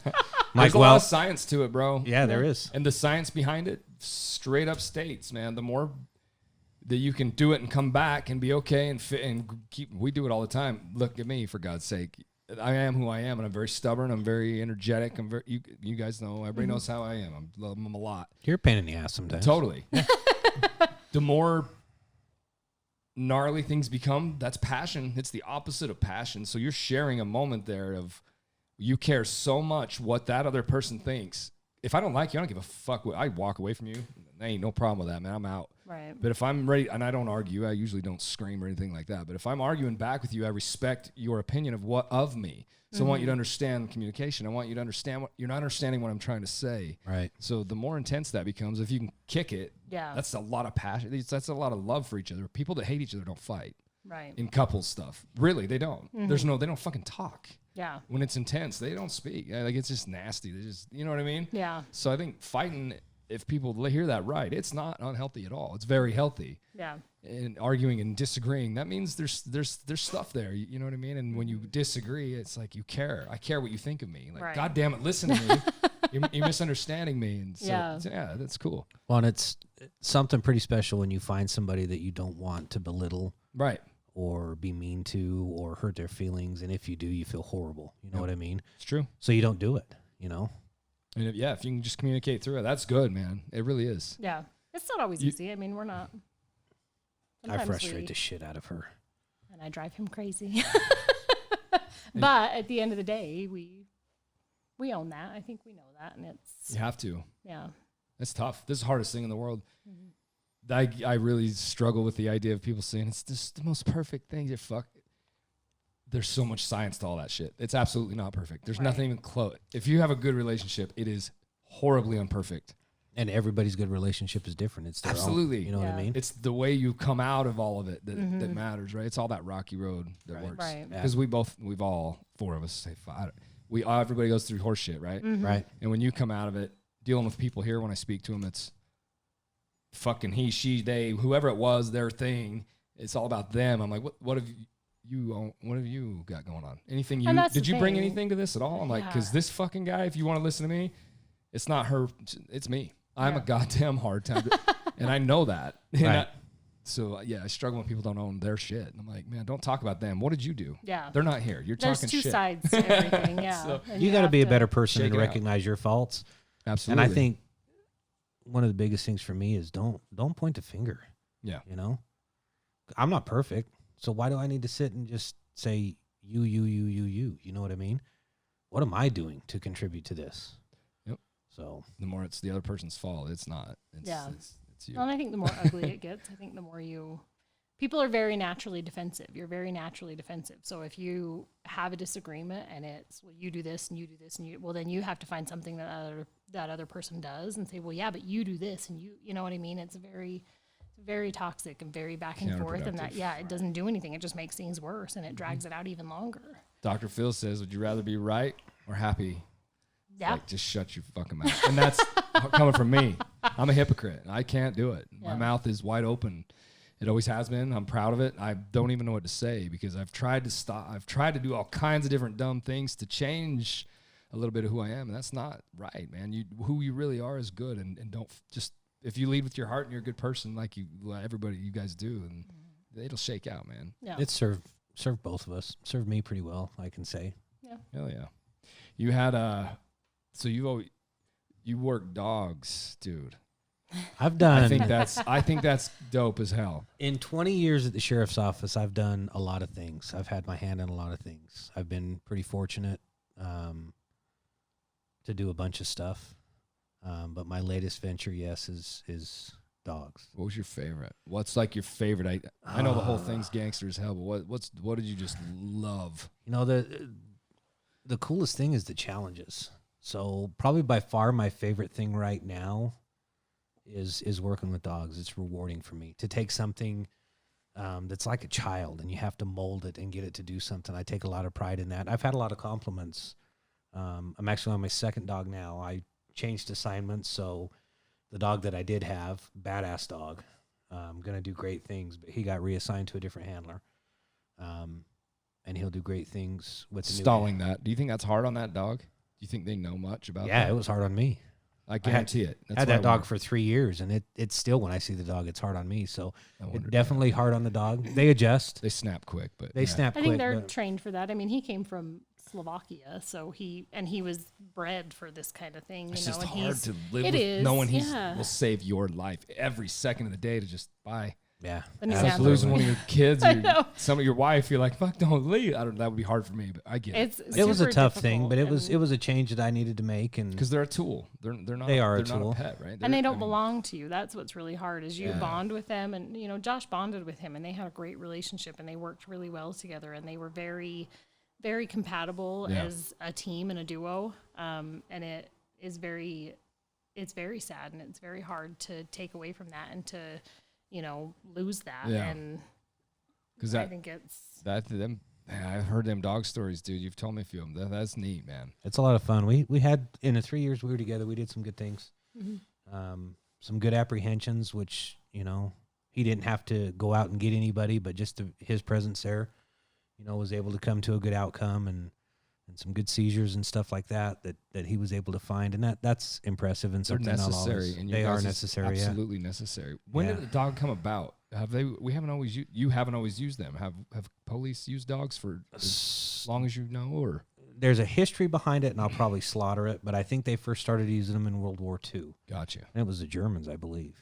dude. It's a no-brainer. So, but don't. It is a scary. Those thing. watching, don't quote me on that. Google it yourself. You know what I mean? So Yeah, allegedly. allegedly. So But it's a long time. It's not like a it's new a long thing. time, and it's just like with any other tool in law enforcement. If it's used properly, it's a great tool. When you start to abuse those powers that you have, that's when it becomes problematic. But use it properly, and it's a great tool. And these dogs are great tools.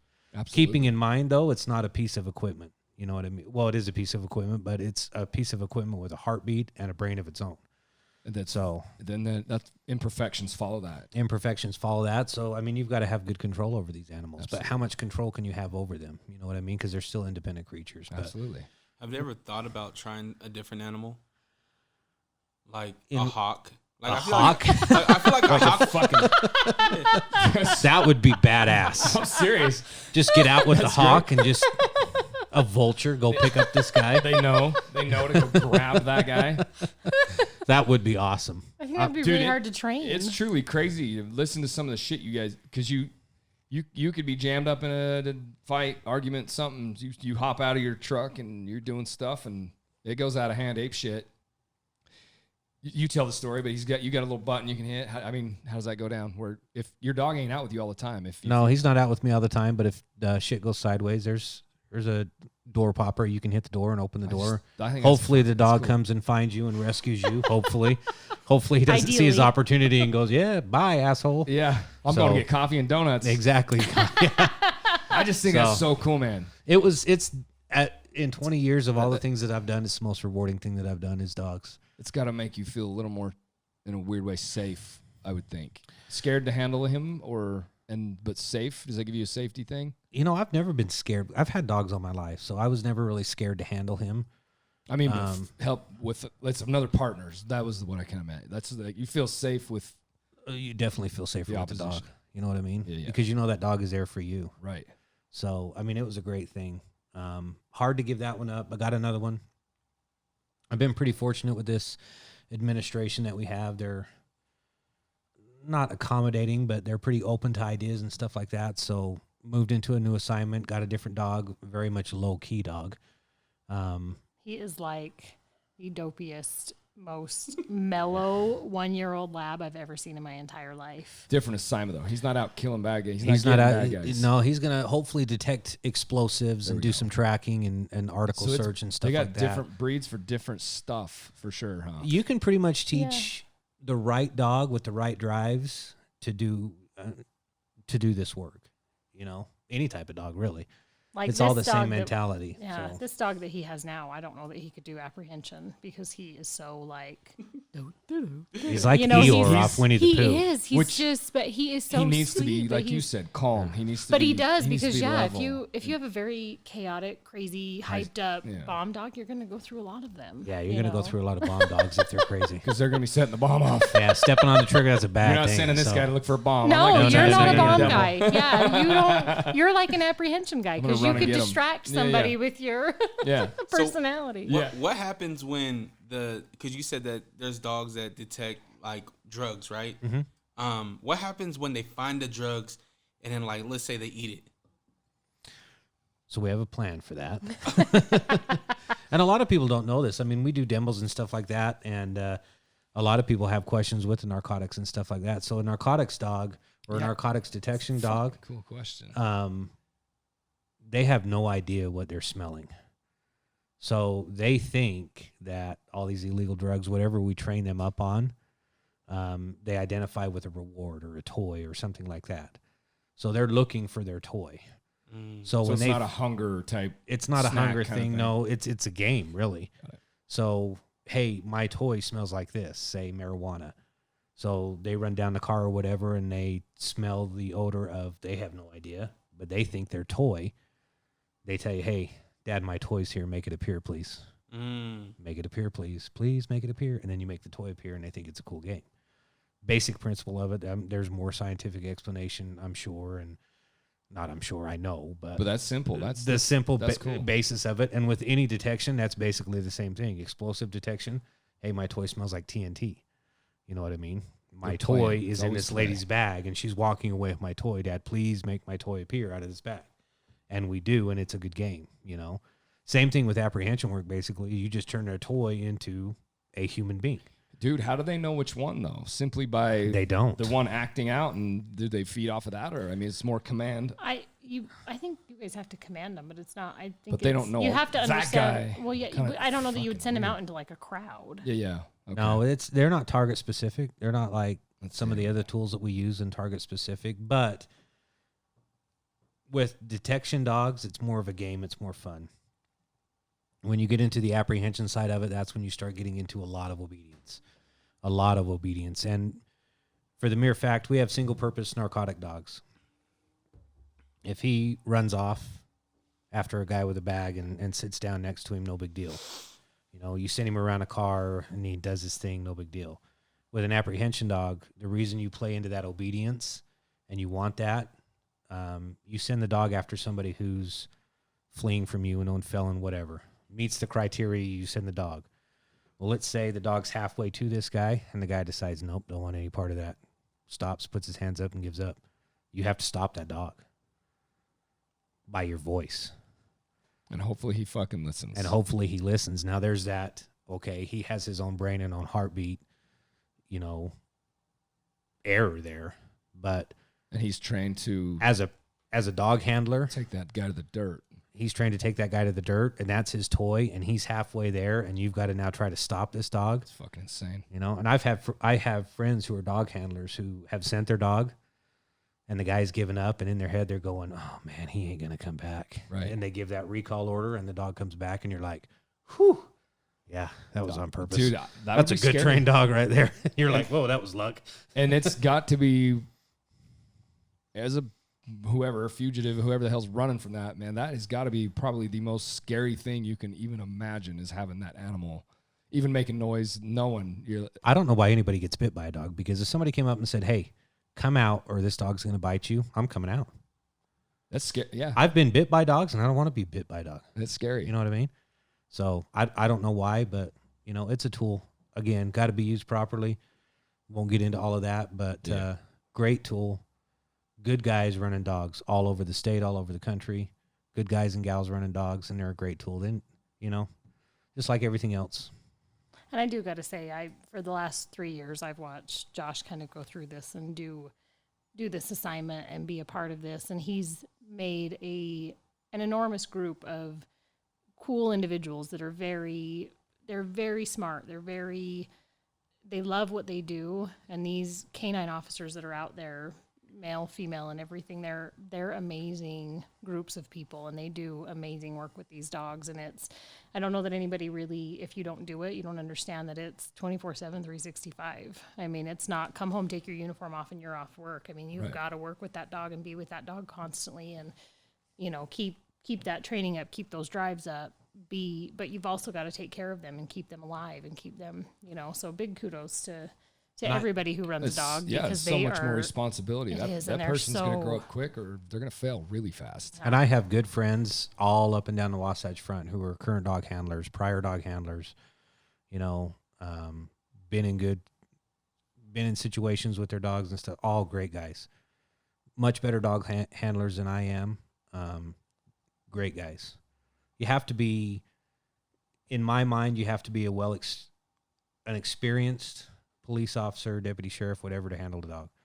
You need that maturity and stuff like that. And there's some great guys in the state of Utah, all over along the Wasatch Front that run dogs. So most rewarding thing in my career to do, and I think all of them would tell you the same thing. All the dog handlers. I can see that, because you can imagine a young, hot-to-trot cop officer we have it, and so I can just see it in line work. It's the same thing. When right as you're getting ready and you're topping out, man, you're arrogant and you're cocky. You have to be full of this. It's confidence. There's a thing here for that, but it's confidence. But it's you're just excited. You want to do the right shit. You're gung ho. You got so that you can do some goofy shit in your first little time. I would imagine having even more power and more authority. Right. The more of that you get, the more it can get to your head really quickly. And everybody do, and especially. It can. And it's, like I said, it's by far the most rewarding thing that I've done in law enforcement. So, yeah, the most challenging thing I've done, not dogs. Most challenging thing I've done is, I think, motors. Yeah. When I went through motor school. I remember that. Yeah, that was 2 weeks of pure hell. I remember you telling me. Pure hell. Super intense. Yeah. Them dudes that's fucking crazy, the stuff you go through. Yeah, I went through motor school and passed. I haven't been on a motor in a minute because I've been running dogs now, but I mean, man, from day one until graduation, it's like, you want me to do what on a motorcycle? It's incredible to watch. Yeah. They do some amazing things, and yeah, they can. Those bikes are so heavy and they're so big and they get so hot, and they're just the stuff that these guys do. It's incredible. Man, I don't like them because they hide really well. Mm-hmm. Yeah. Like when I'm speeding, yeah. Damn it, Sneaky. They can catch you. Damn motor cops. They are like little. They can tuck away in some out of stuff. nowhere. Yeah. Where you least expect them. Right. I say it all the time too when we do talk about this, and I'm proud. I've been all over the country, pretty much all but like 8 of our states around the U.S. And seen a thing or two in my little short 25-year career as a journeyman lineman, traveling everywhere and watching the presence of law enforcement, of whatever you want to even call all of them, just law enforcement as a whole, is insanely professional looking here. It's very present, very known. It's about it. You can just feel it. The second you come, you can just feel it. It is bizarre to see it. And I think for 99% of people that aren't out to do any stupid shit, that is a very calming thing to see. It's just, it makes me feel relaxed. I'm like, it's just cool to see it. And in the professional way it's all handled and stuff. You go back east, it's a very, very, very, very different story. And I feel we're pretty lucky in Utah. I mean, I think we have a lot of support and a lot of respect for our law enforcement in Utah, and we're pretty fortunate. That's kind of crazy though, huh? The difference in dynamic. It's way crazy to see I've always thought it appears from the outside that there's so many more of you that it's just that maybe, and that people embrace you more. It's noticeable. I've seen stuff everywhere I've been with. We're fortunate. Totally different interactions. Different attitude, different interactions here in Utah. And you always have the bad, but sure, the majority of our interactions are good. The public, I think, respects us, wants us there, supportive of us, and that's a very good thing. So it's been, like I said, 20 years. It's been a very rewarding career over 20 years. Seen some lot of different things, been through a lot of stuff. Was a cop before 9/11, cop during 9/11. That was interesting. That was an interesting time in this country to be in law enforcement. Now, though, bro? What about now? Now's worse than even then. You know what I mean? The impact that 9/11 had on this country, I mean, it scared everybody. To say that it didn't, you'd be crazy. Sure. But it scared everybody. But what's going on in this country now is just, it's nothing that I've ever seen in law enforcement. You have ups and downs in law enforcement. You have years that it's very, very good, and then you have years that it's bad. And that's, for my 20-year career, I've gone that, hills and valleys constantly. But this one is, I don't know. I think that it's a lot of we're talking about humans, right? It's not an occupation. It's a human thing, right? And for me, 2020 has been a great year.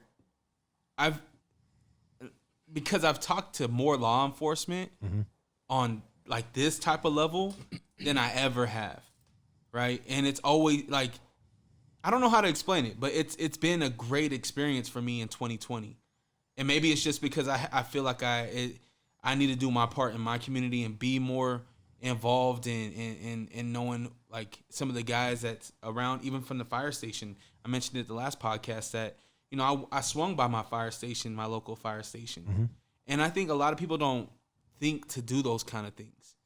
Like go by, I live right by South Salt Lake PD. To go by South Salt Lake PD and just let my face be known and be like how you guys doing? You know what I mean? So for me, while there is a heightened in the news and the media shows you a lot of things that make you scared. You mentioned it earlier. Or I shouldn't say scared, but makes you like think certain things and stuff like that. For me, it's about getting back to the human side of it.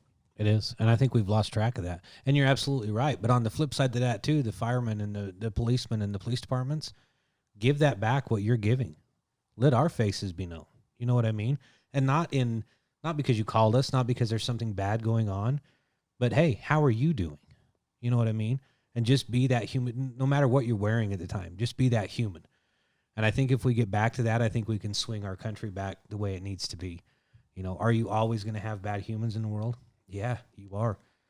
You know? That's what makes you good, dude, because most people just accept that and move on with it. But you flip that even again, and you're taking accountability for, yeah, but we need to do the same thing. That was really fucking cool to watch that interaction, because that's what makes you who you are. You don't, yeah, and take it. Like, you think it through. That's an Alfonso thing, too, that he has the same vibe, man. I'm so fortunate to have all these officers, it gives me goosebumps, on this show and talk to all you guys, and I've known you my whole life, but a lot of these guys are just clients that we tattoo, and we meet them, and they're beautiful people, man. Really, really, their hearts are insane, and it's cool to listen to you flip that back and forth like that and take all that accountability and power that you do have, regardless of what anybody may think. I just wish I should have looked up what it's called, but with the uniform thing, simply putting on that uniform absolutely 100% changes your brain. There's a whole, I'll find it. I'll try to hurry and find it when we're done. I can't remember the name, the scientific term, but it's basically, we put on, why do the doctors wear a uniform? Right. Why everybody has a uniform. There's an absolute reason for it, and it's clothing something. I can't remember the study of the science, but why do you even have to have one? There's a whole science behind it. That actually changes you, man. It will make you feel more authoritative to do anything. That's why superheroes all have costumes. There's a whole science behind it. So that's why they wear it, is to give absolutely. that command presence and to demand. That's why the military wears a uniform. You know, and depending on what they're doing, depends on their type of uniform. Yes. Hookers ain't wearing sweaters. No, they're not. No. Yeah. It's for a reason. You're not known. It's for a reason, right? It's true. But no matter who you are in society or where you come from or your background or the job that you do, realize how scary it is for somebody to walk up and say, hey, how are you doing? No matter what, whether it's in a police station, a fire station, Walmart, you know what I mean? And like I said, on the flip side to that, understand how scary that may be for somebody and understand how scary it is for you as well and get over that fear and just go up and say, hey, how you doing? How's your day? Some of the best interactions I've had is because I took a minute and said, how are you doing today? You know, right outside the building that I work in now, I've had amazing interactions with people that have made my day and hopefully made theirs by just simply saying, how you doing? Well, listen how simply weird that is. Like, that's just a normal thing we should all do, but we don't. People don't do that anymore. It's especially not the norm. when you're in uniform. But flip that again. How scary is it for you to just approach people right now? That's fucking scary, man. A lot of people hate just you for no fucking reason. There's no need to hate anybody. You guys are human beings, man. Yeah, so I see both sides of that. It's so scary to even approach somebody and be like, how you doing today? But I like, once again, body language is everything, man. And the way you carry yourself is much different than arrogance of power, and you don't have that. People feel that, man. You can. It's not something you say. I'm this, but you feel me. You don't hear. You know what I mean? We're not hearing each other. We're truly understanding what we're doing with our body. And when you are calming, when you approach, you're respected more and not feared. They understand. So that's whatever you do with that, you should teach it. Just be genuine with people, and like I said, just be a good human. You know what I mean? It's real. Yeah. Because it doesn't matter. We're all human. You could change somebody's life. They could be ready to snap, man. You just changed that human being's life. So and it's happened. I hope even something as simple as you just having a conversation with another human, no matter where you are or what you're doing, you just don't know, like Josh says, you don't know what people are going through. You don't know what they're. So and you're easily, right. You don't could know be where talking they're to somebody at. right and, off the ledge yeah. and not even know it. And not even have any idea and walk away from them and have no idea that Yep. they were just having the worst day of their lives. And I think it's really important to try to remind people of that and be that presence. It's beautiful when you guys have such a beacon anyway, and you do that. That's very, very powerful. And I think that would change. It has to change with every person, right? So it would just be more comforting, I think, as scary as it would be for you guys to do that, to just do that approach. Because the second you guys pull me over, I'm very chill with it. If you break the law, you're fucking nervous of everything. Right. Those people are always that way. That's just very human. They're always, but every one of us get nervous when you come up behind us. Your heart starts beating. You can't get away from it. The presence of you is very intimidating, always. My heart starts beating when a cop's behind me. That's what I was getting to. I hate cops. That's what I'm getting to. Just get about your business and leave me very alone. human. You know what I mean? That's exactly what I was getting to. It's real. But It as is you real. approach and you're calming and you're not fucking got your hand on your pistol, wherever the hell they are, they have them everywhere, some of them. Right. That shit is scary, man. Walk up and but ignorantly, I'm not a police officer. I can imagine, like you said, it's very scary both ways. So There's a fine balance between being on guard and protecting yourself and still treating people like humans. You know, there's always those instances, and I've had them when I've stopped a car where I immediately knew that stuff was getting hinky, you know, and it was like, okay, send me somebody else. without speaking to without anybody. speaking, you just get that feeling. There's You know what I there you mean? go. You can feel But it. you could totally walk up to a car and not have that feeling, and something bad happens. So you always have to keep your guard up, but you have to do that in life in general. You know what I mean? With everything. I think, So- but the more in tune, I feel this. I believe it's because you're so in tune with you. You're very honest with you. You're comfortable with you. You're not, that makes you unnervous. Just like that. That works that way. You're going to be nervous. Everything's uncertain all the time. But when you're confident with you and you understand you and your heart and everything, I think everything comes quicker to you and you think more efficiently. And that's what I think. So I know you do have to be confident without arrogance. Lose the arrogance and just be confident. You know what I mean? Carry yourself, but don't look down on anybody else. Carry yourself that everybody's on the same level as you. we speak the confidence. I was going to say it with all of this. That's right. There's a Mel Robbins, sorry, is one of my heroes. She's a female, and she does this thing with hesitating and confidence. And one of my favorite quotes from her is, "Confidence is the ability to move from thought to action." That's powerful, bro. So it's not. We don't have confidence. It's not something that's about us. It's very much situational. You're like you just said it. You're scared. So are we. It's mutual. Confidence is simply not worrying about the outcome of it. You're going to do the best you can in that situation and handle it. And I think so arrogance and all the other ignorant behavior coming to it, that's what we need to, I think, more teaching and more helping officers, whoever wants to understand all that a little better would be amazing training, along with jujitsus and things like this. I have a whole belief on all that. You got to learn to talk to people. And I've Absolutely. been very influenced in my life by things that people have said, quotes that I've seen, things that people have done throughout my life, whether it be people that I've had interactions with, family, things like that. And I try to apply those things in my life and in what I do. Like one of the strongest quotes for me, my dad had a plaque, and I think I have it now. It had a dog sled team with a bunch of dogs, and and the saying to the team or to the plaque was, "If you ain't the lead dog, the scenery never changes." And that, to me, that bleeds into, you can't be a leader if you're following somebody else. Do you want to stare at his ass all day, or do you want to step out in front and lead? I think it's important that everybody lead in their life. You know what I mean? Again, without arrogance, without the ego and the cockiness, but lead. Be open and receptive to learn from other people, but also teach the good things that you have to other people. Yep. And it may sound corny, whatever, but in 20 years of law enforcement, I think I've gained respect. I don't know, you'd have to ask people who've worked with me, but I think I've gained respect to where I try to lead, but I also try to listen to their problems, their concerns, and understand that they're just as smart as me. We're all learning in this together. You know You've what I gained mean? respect. Don't shoot that down again. I'm gonna DeMarco your ass. But I do have respect for the guys that I work with too. You're incredible, and you know that. And I'm not incredible. Yes, you are. No. Yes, you are. You're taking my compliment. When I retire, Junior, You are incredible. You listen 3 to the way weeks you after talk. I retire, they'll be like, Josh, who? I'm going to fucking come across this counter. DeMarco would have choked me by now with that. He come at me the other time, and it hit me hard. I was like, man, that's real. He's like, you take what I'm fucking saying to you. Don't no more of this downplaying your shit. You are incredible. Don't take it from yourself. You are.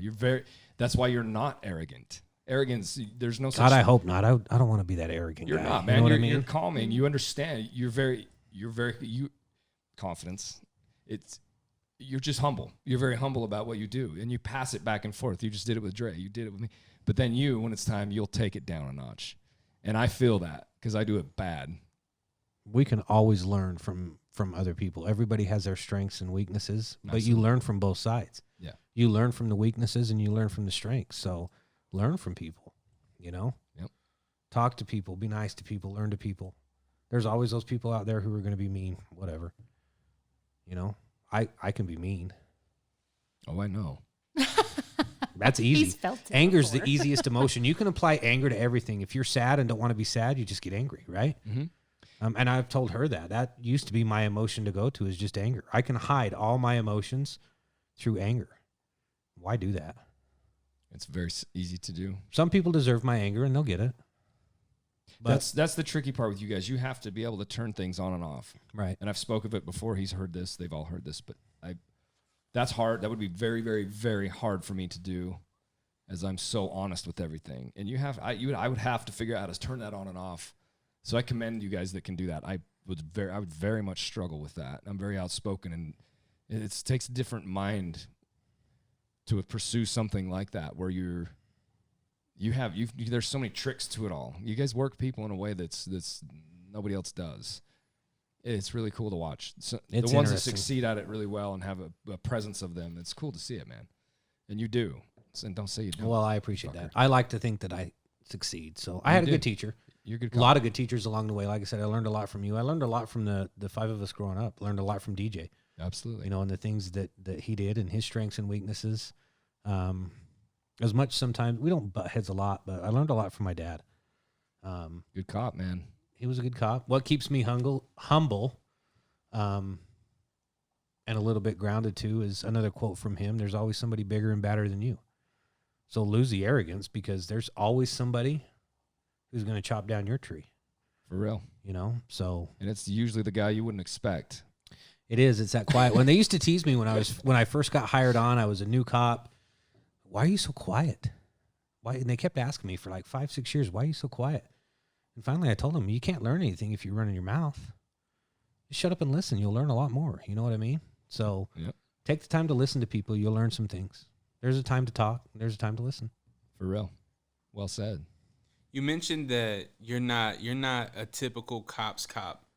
Does that pose a challenge to like your colleagues? Ooh, good question. I don't know. I don't know. Welcome to Dre. Like I said, I think It's I full of them. do get a lot of respect. I don't really hang out with the guys after work. I don't get involved in that. I don't get involved in I liken it to a high school, like the cliques. Mm-hmm. We go to work and then we go hang out and have beers after, and it's just cop 24/7. I don't do that. And maybe I get a little bit more respect because I don't do that. I'm not a cop's cop in the fact that when I'm at work, I'll do everything in my power to protect the people who I'm paid to protect and to make sure that everybody that I work with goes home. Everything in my power. And it'll be the right way. But when I go home, I'm home. This is who I work for. My kids are who I work for. So when I go home, I don't want to be a cop. I don't want to walk through Walmart and have somebody go, oh, he's a cop. And right now they look at me and go, he's either an undercover cop or he's not a cop. So They don't say you're a model. I It's don't fucking know. hot for you, He bro. is. Could I? Maybe I Yes, should I get into think- like beard modeling. Or I mean, something. we're I guarantee you know could kill we're it. Yo, Can I Adidas, kill it? hook this up. Yeah, could we shout out to that? Shout Let's out get that Adidas. going. Shout yeah. out to Adidas and beard modeling Yes. for Adidas. Yeah. You're Yes. fucking good looking, man. He is. Well, thanks, June. You're I welcome. appreciate that. You're very welcome.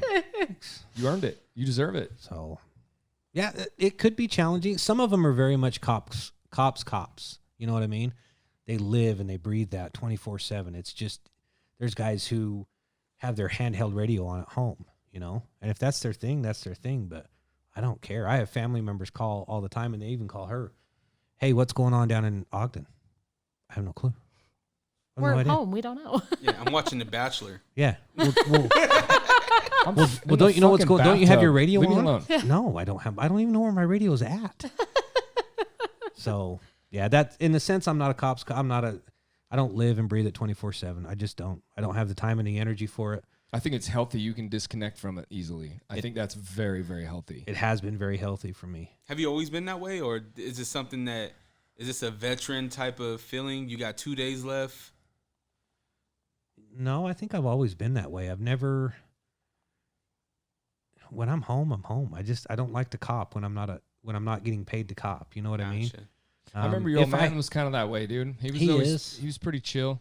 If I don't have to, I mean, obviously, if there's something going on that I can intervene in, but usually I don't have my handgun with me. So, and I know cops out there. Allegedly, he's always packing. Allegedly, yeah, I'm always packing, always packing. But, I don't know. That's just me. I just want to be. I separate myself. It is healthy for me because, and I think the reason that I do that is it's so you carry so much with you. Whether you're a cop, you're a fireman, you're a doctor, or you're a nurse, you see good things, you see bad things. You know what I mean? And I tell her, I bury a lot of stuff, a lot of shit over my career I've buried because I don't want to deal with the emotion. You know what I mean? And the only person who relives those, shy of the people who it affected, obviously, closely to, but I relive that every day in my head. You know, different reels come through my head every day. It's just random stuff, you know? So I think for me, it's been healthy to leave that at work and to help deal with that and not get just batshit crazy over the stuff that I've seen. And I've been pretty fortunate. I haven't seen a whole lot. I've seen some pretty bad stuff. I shouldn't say I've been pretty fortunate. So You're humble, man. That's just how you're humble. There's guys out there who have seen a lot worse than I have. See, you're doing it again. That's how you are, man. It's cool. He is. I don't know. It's you really just cool. all the stuff that you have to bury. I think it's healthy to separate yourself and not be a cop when you're with your family. You know what I mean? I think it has a lot to do with your mental health, though. Mm-hmm. Like, how is your mental health in 20 years of copying offers? How is my mental health, offering? babe? That's my job to fuck up all over work. Policing. That's Policing. How is my mental health? I think your mental health's good. I think it does take a toll. I think any officer out there, any wife of an officer, kids of an officer, I think we can all kind of attest to it. I think it does take a huge toll on them. There are a lot of things. There are times that he kind of is off, in the house. We're at home or we're at the store, and I don't know if it's a noise maybe sets it off or, something. If we're out in public and maybe he sees someone or something that maybe reminds him of something. I think sometimes he goes back to those places, and it goes back to those reels kind of play in his head. I think that's very real for a lot of officers, and I think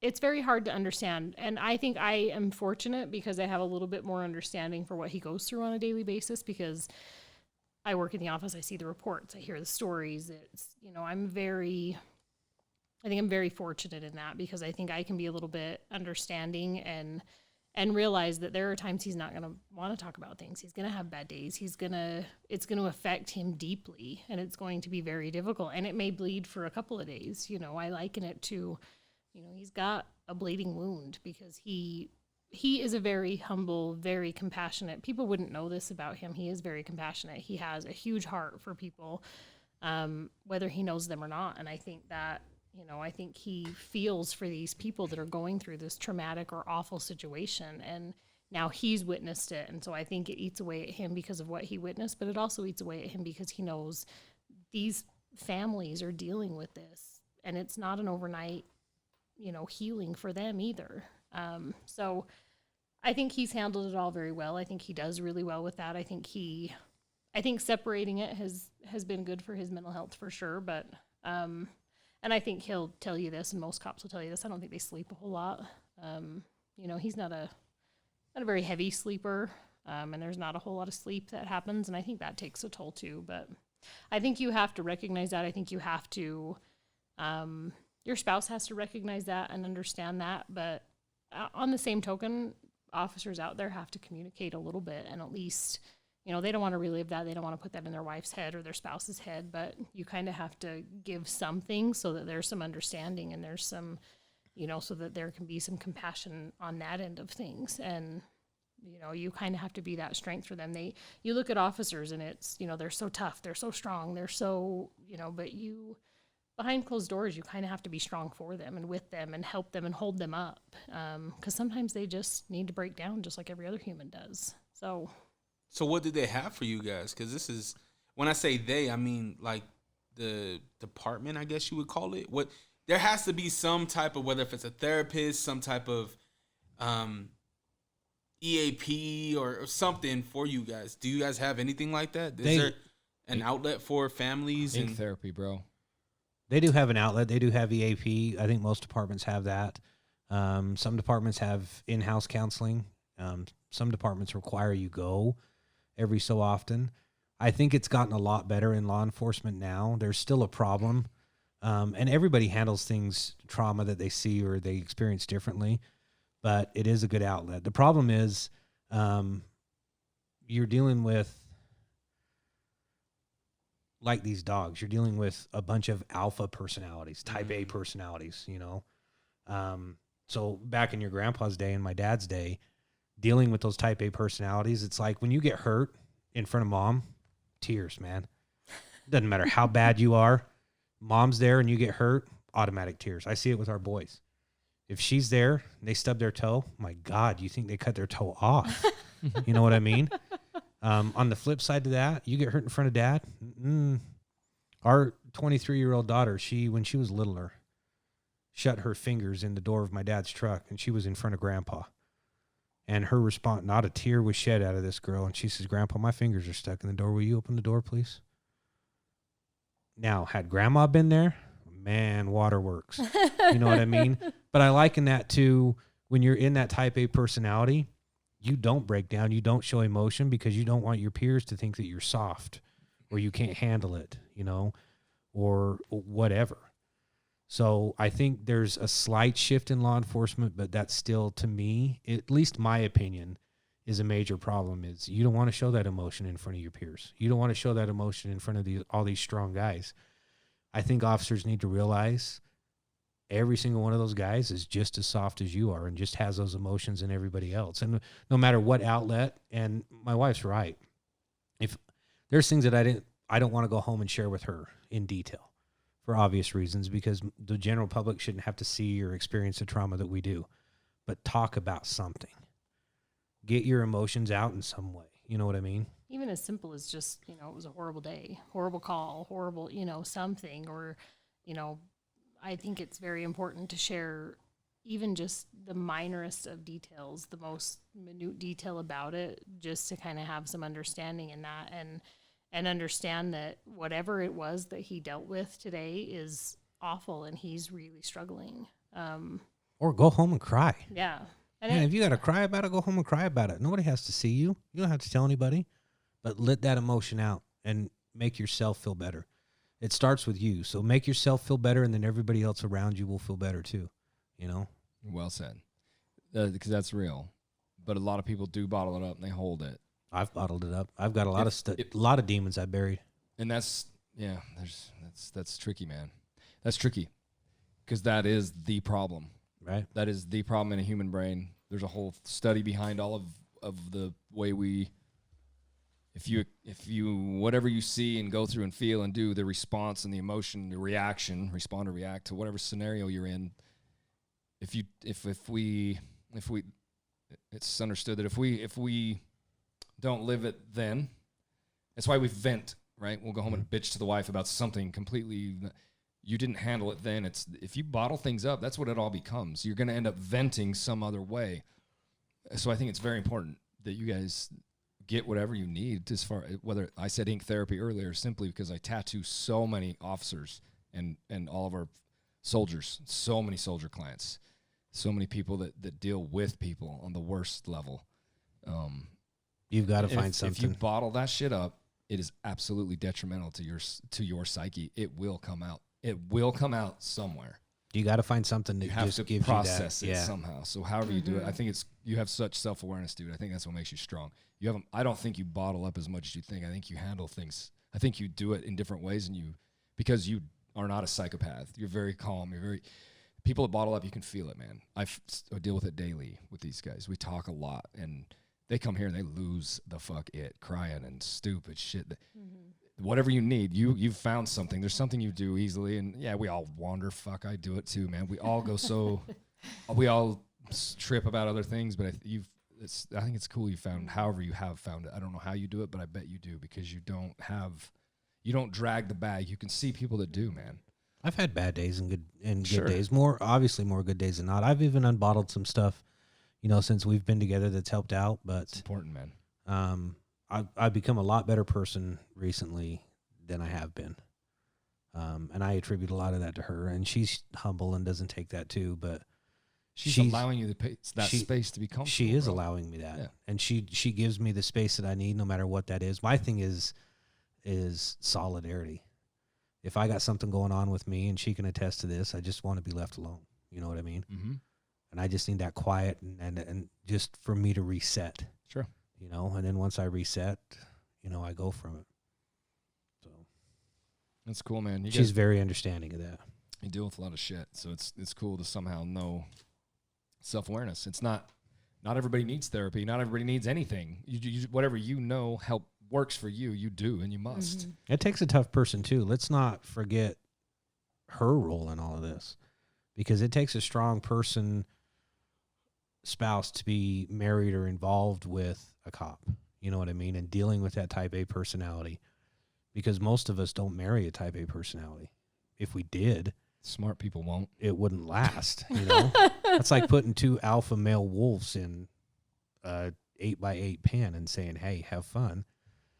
So we don't marry that type A personality. So to find somebody that's understanding and gives you the space that you need, but doesn't buy into the BS that you may throw at her or him, or sometimes, you know what I mean? So a lot of the credit goes to my wife and what she brings to the table and what she allows me to do, what she doesn't allow me to do as far as emotions and stuff like that, how much bullshit she'll allow me to give before she's like, all right, we got to nip this in the butt now, and let's talk about it, or let's don't. But It goes back to self-awareness. You're both very self-aware people, and regardless of anything, that's how it works. I really feel it, man. If you can be whatever. Communication. You said it earlier. Right. You guys communicate. If you bottle it all up and do all the whole thing and hide and shit, it ain't gonna work, man. She's gonna be like, man, it just won't. I think it's cool you guys understand each other's buttons. Like, listen, fucker, talk to me, because I need it. And as we've well. had It to is. learn that. It's a learned thing. You do have to learn, but I think you do have to be able to call each other on your BS. And Absolutely. you have to be able to take that when they call you on it, and you also have to be able to call them on it. Yeah. And it's not easy. Sometimes it stings a little. it takes a very strong individual to be married to a police officer. And I can only speak to my profession. I'm sure it's difficult to be married to a lot of people in different professions that deal with traumatic things, military, fire service, doctors, nurses. Yep. All of that. Any time you have trauma in your life, and it doesn't even have to be a profession. Let's say you experience trauma in your life, and it takes a strong person to help you through that. So, Yeah, that's cool, man. How many departments did you work in? just 20 Just years. one. Was there a department that you wanted before you retired? The one I'm at. So the one that you're in, long haul. I had, my dad worked for a city agency. I worked for a county sheriff's department. When I got through the academy, I applied everywhere, but when I applied at the sheriff's office, I really wanted to be there. I like the freedom. We serve an entire county. I'm not stuck to one city. I could be in this area or another area. It just depends. There's a lot of different things that you can do, a lot of different things that you can have your hand in. So I was pleased to go with the sheriff's office. I looked when I was real young at going to different agencies, but I had different agencies really want me, but I just couldn't leave the sheriff's office. I have a lot of pride in the sheriff's office that I work for. A lot of pride in the people that I work with, the administrations that I've worked for. A lot of pride and respect for them. So I'll retire from the sheriff's office, and then I'll be done. I won't be a cop anymore. So What's the real big difference between police officers and sheriffs? Is it jurisdiction? Because it sounds like it's a county thing with the sheriffs. So we're all certified peace officers of the state of Utah. Jurisdictional wise, the county sheriff has jurisdiction throughout the county. We don't step on city's toes and things like that, but statutorily, by law, the sheriff is mandated to man the county jail. And I'll probably screw this up too because I've never been an actual sheriff, but county jail, civil service, and that's really it. He's not required to provide law enforcement like most of them do. It's more of the jail and civil service, court stuff and things like that. The biggest difference, our boss is elected every 4 years like the president.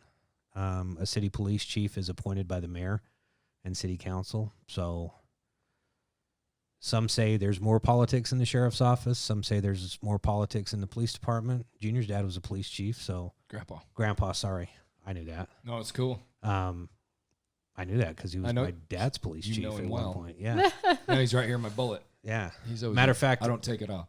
Before your grandpa, another one of our cousins' grandpa was the police chief at Roy over my dad. And Julian's the one that actually hired my dad.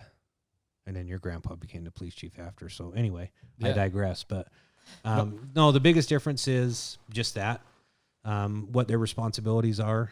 When you have a city who forms a police department, they're in charge of the law enforcement in that city. To where the sheriff's office, if he provides law enforcement, it's usually contractual. For the cities that we serve or unincorporated counties where we provide law enforcement for unincorporated areas that haven't incorporated into a city. So as far as job-wise, not a whole lot different.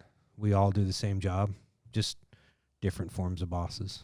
And you interact, too, with the big city you work next to. And when you guys respond, the dispatcher gets involved in who goes, apparently. Is that how that works? Because if it's that city's huge, and so if it's jurisdictional boundaries, so we can help anybody within our county. We can go outside of our county and help with agreements or stuff like that, or if there's an emergency, it doesn't matter. But so you would be tied. You understand the big city you're next to, huge city.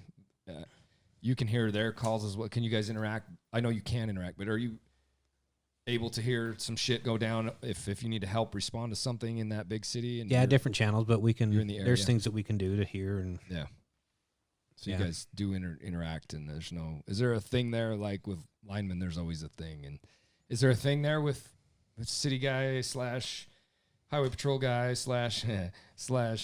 sheriff? Absolutely, absolutely. Just like there's that thing between policemen and firemen, right? Yeah. So I won't get into all that. I'm sure there's some firemen that listen to your podcast. But I had one on. Shout out Callie Rose last episode. There's probably some city cops that listen to your podcast. And highway patrolmen. Yep. Or troopers 1036 listen to your podcast. Kaysville City. So we got a lot of them, man. I mean, I won't tell you who the best is or anything like that, or even insinuate who the best is. There's a bias here for sure. There may be a bias here. I think sheriffs are the best. They have the best uniforms. Like, I love green. I would not disagree with Ray. I'm not either. I wouldn't throw my opinion out there, but I would not disagragree with Ray. I work with tons of Davis County people. I bet you we have 30 plus clients that are Davis County, all of for everything, deputies and jail people. The jail people are pretty unique humans too. All very, very different. You guys are all so different, but you work people, and it's there's so much to all that, and I hope all the resources are out there for you guys if you need help. And a lot of them, it's getting a lot better. And they get tattooed, man, and we do that here. We do it. We crush it here with all that. I love some. They want to come and unload it, man, and just talk and bullshit, and we do, man. We do the ink therapy here thing. I think that's a real thing. The wife and I both have some highline tattoo ink therapy. Yes, so you do. We do quite a bit. Yeah. And that's how the show started, was kind of a tattoo-y thing, a lineman thing. Mm-hmm. But I love to just weave it to everything. It's just Junior not being able to sit still for 3 seconds. So. Touche. Yeah. Very, very hard. Yeah. I'm surprised you sit this long during a podcast. My leg's going ape shit. I'm sure it is. I can feel the table moving. That's Dre. I'm chilling. So, but with the sheriffs, do they have all the same assignments like narcotics, investigations? Is that what it's called, assignments? Uh-huh. Was there a certain assignment that you wanted that maybe you didn't reach or were assigned to? Man, the only thing I haven't done at the sheriff's office is the narcotics and school resource. Other than that, I've done it. Is that like school cop? Mm-hmm. Like Dare type. Oh, I hated my school cop. He was a dick. You know, I put in for school cop, and I'm kind of glad I didn't get it. I don't know that I could do that. But I've been the type of guy I wanted to try everything, but those are the only two things I haven't tried. Yeah, you did detective. You were a detective. Been a detective. Been a community police cop. Worked for a city directly. What else have I done? Search and rescue, motors. That's the other thing with that county you're involved in is you guys go from the mountain to the water, bro. You guys do all of that shit. Yeah, I had my hand in search and rescue. Done boat patrol. Canine now. Bike. You did motor shit. I did He's done pedal bicycle and motor. patrol. Yeah, The what? What's the other one? bicycle and motor. Oh, you did bike too? Yeah. Whatever happened to the horses? Remember the That's a thing in some cities, correct? Some big cities still have them. At one time, they tried to bring them back in our sheriff's office, but it never really got. Louisiana's got them. I know. That's a lot of maintenance. A lot of You have maintenance. to take the horse home, like the dog. Ride it home like it's a car. God, I hope not. Just haul a horse trailer around wherever you go. That's a lot of maintenance. Big cities still use them for like crowd control and things like that, but we've kind of got away from it here. You got a different point of view walking through like Mardi Gras. They're everywhere, right? It's you're above everybody. There's a need for them in those cities like that. Absolutely, you know? A big need for them. Huge crowds. You're. I think even Vegas still has them down there in Metro. Maybe I'm wrong, but I think they do for their big events. That's a no-brainer to me when there's crowds and you can't see. You're eye level with everybody. That bird's eye view is pretty important. Mm-hmm. Besides, if a horse is coming, Do you guys have air? Yeah. Do you guys have helicopters? So in the state of Utah, I think the only one we have is DPS, Highway Patrol. They have a helicopter. They have a helicopter. Okay, And that's the one nobody likes. that's the one everybody hates a lot. Yeah, Highway Patrol. Oh, was I shaking my head? We're still on video I too, didn't say right? I even work with some of them guys. I have some very good friends that work for the Highway Patrol. All of you guys are great So- people, man. You are. But there's Yeah, definitely but nobody likes to different- see a highway patrolman on a freeway or behind him. It's like, really? Haven't you got anything else to do? No, they don't. No, they don't. That's They what don't. They do. They're called. They are cops of cars. Yeah, I don't even think they like donuts. They don't. They don't work people. They work cars. It's like RoboCop, you know? This is my job. So It's good funny, guys, though. the Good diff- guys. Absolutely. You guys are all badass, man. You're all very different, though. Mm-hmm. You can see it. I deal with it all the time when we tattoo. Tattooing brings it into such a deep thing all the time. I'm a deep dude anyway, but it's easy to see the difference between all of you. It's a lot. It's noisy. You can see it. It's weird how It's a good profession. It's been but you're really all cool, rewarding. man. And You're all really solid Yeah. people. Very broken, very solid, very everything. You deal with so much, and it's cool, man. I don't know. It's not for everybody. I can see that. definitely not for everybody. Don't get into it if your heart's not. If you get into it and your heart's not in it, don't do it. You know, but man, if you make it, then you can you hit that 20-year mark and you can pick your day and just ride off into the sunset, hopefully. So, That's something you think you can easily. I know your answer. Can walk away from that, and you're really going to be okay with it. yeah, when the time's right. When the time is right, I'm ready to just be done. I just want to be this beard will get longer And whiter, and wider. whiter, not whiter. White. Whiter. It's gonna be pure white. White. It might Silver. be. I have 6 kids. They're working on it. So yeah. I got a question. This might be awkward because your wife's next to you. But have you ever like pulled somebody over and then like maybe they unbutton the top? Oh, we've had these can I Yeah, conversations. it's not awkward at all. I've We've told had my these wife about these Hey, conversations. sir, can I get out of Yeah. this ticket? Yeah. Did they ever try to bribe you to get out of a ticket? Absolutely. It's only worked one time, They but showed not the in the nip. not in the way you thought. So Good excuse. It was Christmas. a good excuse. Oh, okay. I it's been a long time ago, but I stopped a young lady who was flying through the neighborhoods and asked her why she was going so fast. And she looked at me, no hesitation at all. So I don't know whether she was telling me the truth or not. I don't care. She said, you know what? It's that time of the month. Didn't bring anything with me. You're like, I'm trying to run home and then get get it. back to school. I'm like, you need to stop talking and just I have a get out. daughter. Go. I get it. Get out of here. Let me Go. escort you. Yeah. Don't you worry about it. But yeah, I'm not a real big, if you cry, to me, that's almost an automatic ticket. I don't like that. Just own it. You know what I mean? You're more likely to get out of a ticket with me if you just own it. I'm not a real big ticket guy. No.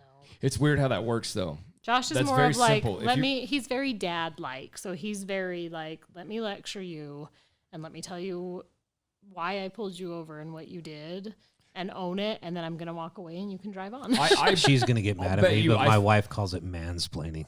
I'll bet you. I will bet you, without doing a ride along with you ever, I'll bet it's very educational. I can feel you educating that human being rather than actually drilling shit to them and making them belittle them. It's amazing what you can get with people when you. Yeah, don't belittle them. I'm Don't gonna judge actually give you some education about whatever the fuck's going on, and there's mutual respect there, and it's cool. That changes the attitude of that human with a police officer for the rest of their life. I guarantee you, it's powerful. It absolutely does, and I don't think I've ever gotten a complaint off a traffic stop, and I've started some traffic stops with "What the fuck was that?" Right. And then I went, "Oh, I probably shouldn't have said that," but never got a complaint from it. You know what I mean? But ass chewing or ticket, one of the two. Don't give them both. You know what I mean? But but you're right. Well said. I like that.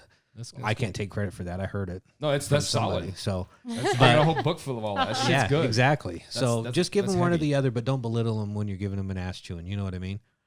Well, one thing's for sure, we're on guard as you walk up anyway, and you catch an alpha, ding, with another alpha acting like a dickhead. Not you, but your presence is already that. So there's no need. Don't heighten that. Just if you're calming as you come up, not calming. I'm not saying you need. You guys don't know what you're going on, but if it's a simple thing and there's a conflict there, I think you handle that well, man. I've had traffic stops that have started out real shitty and have ended really, really, really well. So it's all in how you treat people. It goes back to treating people with respect. Right. You know what I mean? So. And you guys nowadays can't even. You got to be careful. It seems even more now than ever, which I don't. Whatever. There's so many cameras on us now. It's when I first started, and we barely had dash cams in our cars, you know, and body cams wasn't. No way. We didn't have tasers when I started. And the dash cams you had, you could just we didn't rewind even have and record over them. Yeah. It's not like... And they told you to do that. Just Yeah. say, if there's nothing important on there, just rewind it and record over it. Sure. Now it's like, no. Well, what the fuck, man? Did you serve with Andy Griffith? I might have, because we didn't. I just got to think. We didn't have computers in our cars No, when I you first started, started. like, with pen and Jesus Christ, paper. I'm a dinosaur. That's like You this are kind of not. shit. yeah, it was She's like cold, I old gotta go back to my school. You're saying that to make you feel better. Yeah. It was like we had this big ass metal clipboard with all our papers in it. We had to handwrite stuff. And Fuck that. Yeah. I'll take the lecture. yeah, exactly. That's the guys that don't like writing tickets. They had to do longhand back. Well, in the now day. it's all electronic. It's pre-fill, and I don't even understand all this shit. Thank And God for that, because their handwriting is awful. Well, it's gotten awful Oh, because we don't have to handwrite anymore. Yeah. There's probably apps on their phones and shit that I don't understand, and I don't know. It's gotten a lot easier in law enforcement as far as the paperwork side goes. So you pick up somebody that's drunk, they spew in the back of your ride. Do you have to clean it up? yeah, this is why I don't pick up somebody who's drunk. Josh is very OCD, so if you're smelly, You call somebody. if you've How's that work? urinated, he calls somebody and says somebody else got transferred. Rookie. Yeah, Rookie, exactly. rookie, Who's out somebody. Yeah, I probably had the cleanest. I probably still do have the cleanest canine truck in the whole county. Your vehicles are always spotless. Your Yeah, father's that way. I don't deal with dirt. Your know? dad is very, very much that way. I remember that. And if you're gonna Ralph in my car, then you don't need to go to jail. Not everybody has to go to jail. And if you're gonna throw up in my car, you ain't got to go to jail. So You're walking behind me, motherfucker. He's like, let's just burn this alcohol off. Let's just do some jumping jacks. let's go for a little jog. How many have you been involved in? Is that a huge problem here? What's that? The DUI scenario? Is that a really, really big issue? I'm not gonna out myself like that. I haven't had. Let me put it this way: I'm not a real big traffic. I wasn't guy. looking for. I'm sorry, I wasn't looking for a number, but I didn't mean it like that. Is it a huge problem out here?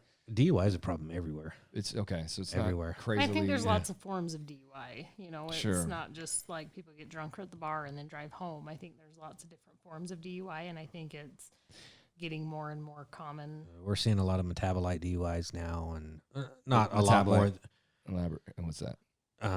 Drugs and things like that. You have ways to prescription narcotics and things. You have ways to test on the spot for these things? Is it all still a hunch kind of scenario? Shit, you know what I mean? Is Not that, necessarily. I it's mean, getting tricky. there's things that you work up towards to make the arrest for whatever type of DUI or anything that you have like that. But and then obviously you have to follow it up with whether it be a chemical test, a blood test, breath test, you know, and just build your case that way. But yeah, it's been an issue for ever. As long as humans are around, it's an issue. Yeah, that's a tricky one. That'd be hard to do that job, man. Yeah. How do you deal with family members that might be breaking the law? Like you're at the family barbecue, and then like cousin Jake sparks up a doobie, and you're like, you don't got your medical card. Yeah, so one of those cousins, my department dealt with on a regular basis. And you just have to separate yourself. You can't get involved. Depending on how close the relationship and how well the department knows, you may have a different agency come out and handle things. The problem is when things were going on in his life, and unfortunately that he was dealing with us, my dad worked for the neighboring agency, so the neighboring agency couldn't even come and deal with him. Right. So that was a tricky time. It was a tricky time. Miss that fucker. I do too. And he took the right road too. Yeah, he did. He's a stud. And shit happens. He's a stud. I missed the shit out of that dude. Yeah, good dude. Yeah, he was. He Good still dude. is. He always will be. Bad times, good times, it doesn't matter. He was a good dude. Yeah, saying that, there's a very interesting human involved in that. This family's, yeah. He's a good guy. Yeah. He's no longer with us, but. Big hole left in the family. Oh, boy. It was a rough time. Still is. It still gets weird here and there. Mm-hmm. Yeah. We still deal with some of that. It's a shitty deal. That's weird, man. Changes people for sure, huh? It's weird. That was a weird one, though. But that'd be hard to be in that position and deal with that. It would be if you had to, or hide it and all. It just gets too creepy, man. Yeah, your job's hard. You guys have so many decisions that are. It's a hard job, but like I said, it's talk about it. And you can't. No. Oh my God, that's why these are fun, and then they get tricky, and I don't know. It would be hard for me to be an officer because I'm very outspoken.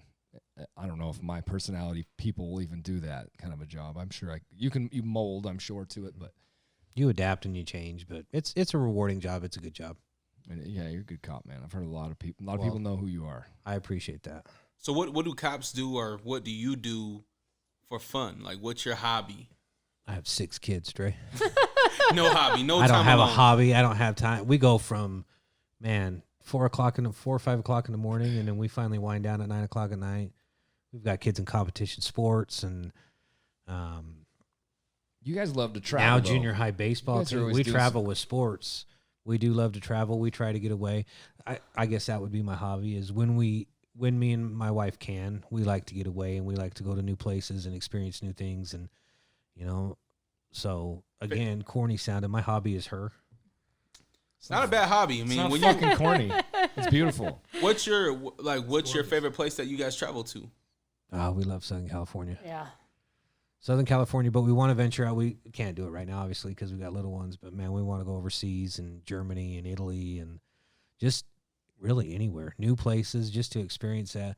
The coolest thing that I can do with my wife, and I've told her this, and I won't say corny again, but my hobby and my enjoyment is to go places with her and to see her see something for the first time. I mean, you can look out. It's cool to look out there and see, say, Germany for the first time. But take a step back, watch your wife walk off the plane, and instead of you looking at Germany, look at her eyes seeing Germany for the first time or seeing Southern California for the first time, and just see that spark and that enjoyment in her eyes. Man, that's a hobby. You know what I mean? Yeah. That's fun. I love that. That's what I like to do. You're a fucking sweetheart. I know, and people will look at me and go, "He's full of shit." Fuck him. I'm not. And I've told her that. That's honestly, I know he isn't. First time I took her to Southern California, man, the look in her eyes, just the beauty and the awe. I mean, it's perfect. That's cool. Perfect. She was looking at all the mussels on Venice Beach. She was. That's what it was. No, She it wasn't. was. Do you know what it was? You know what was so Shout exciting? out to Marco. That's where DeMarco's at.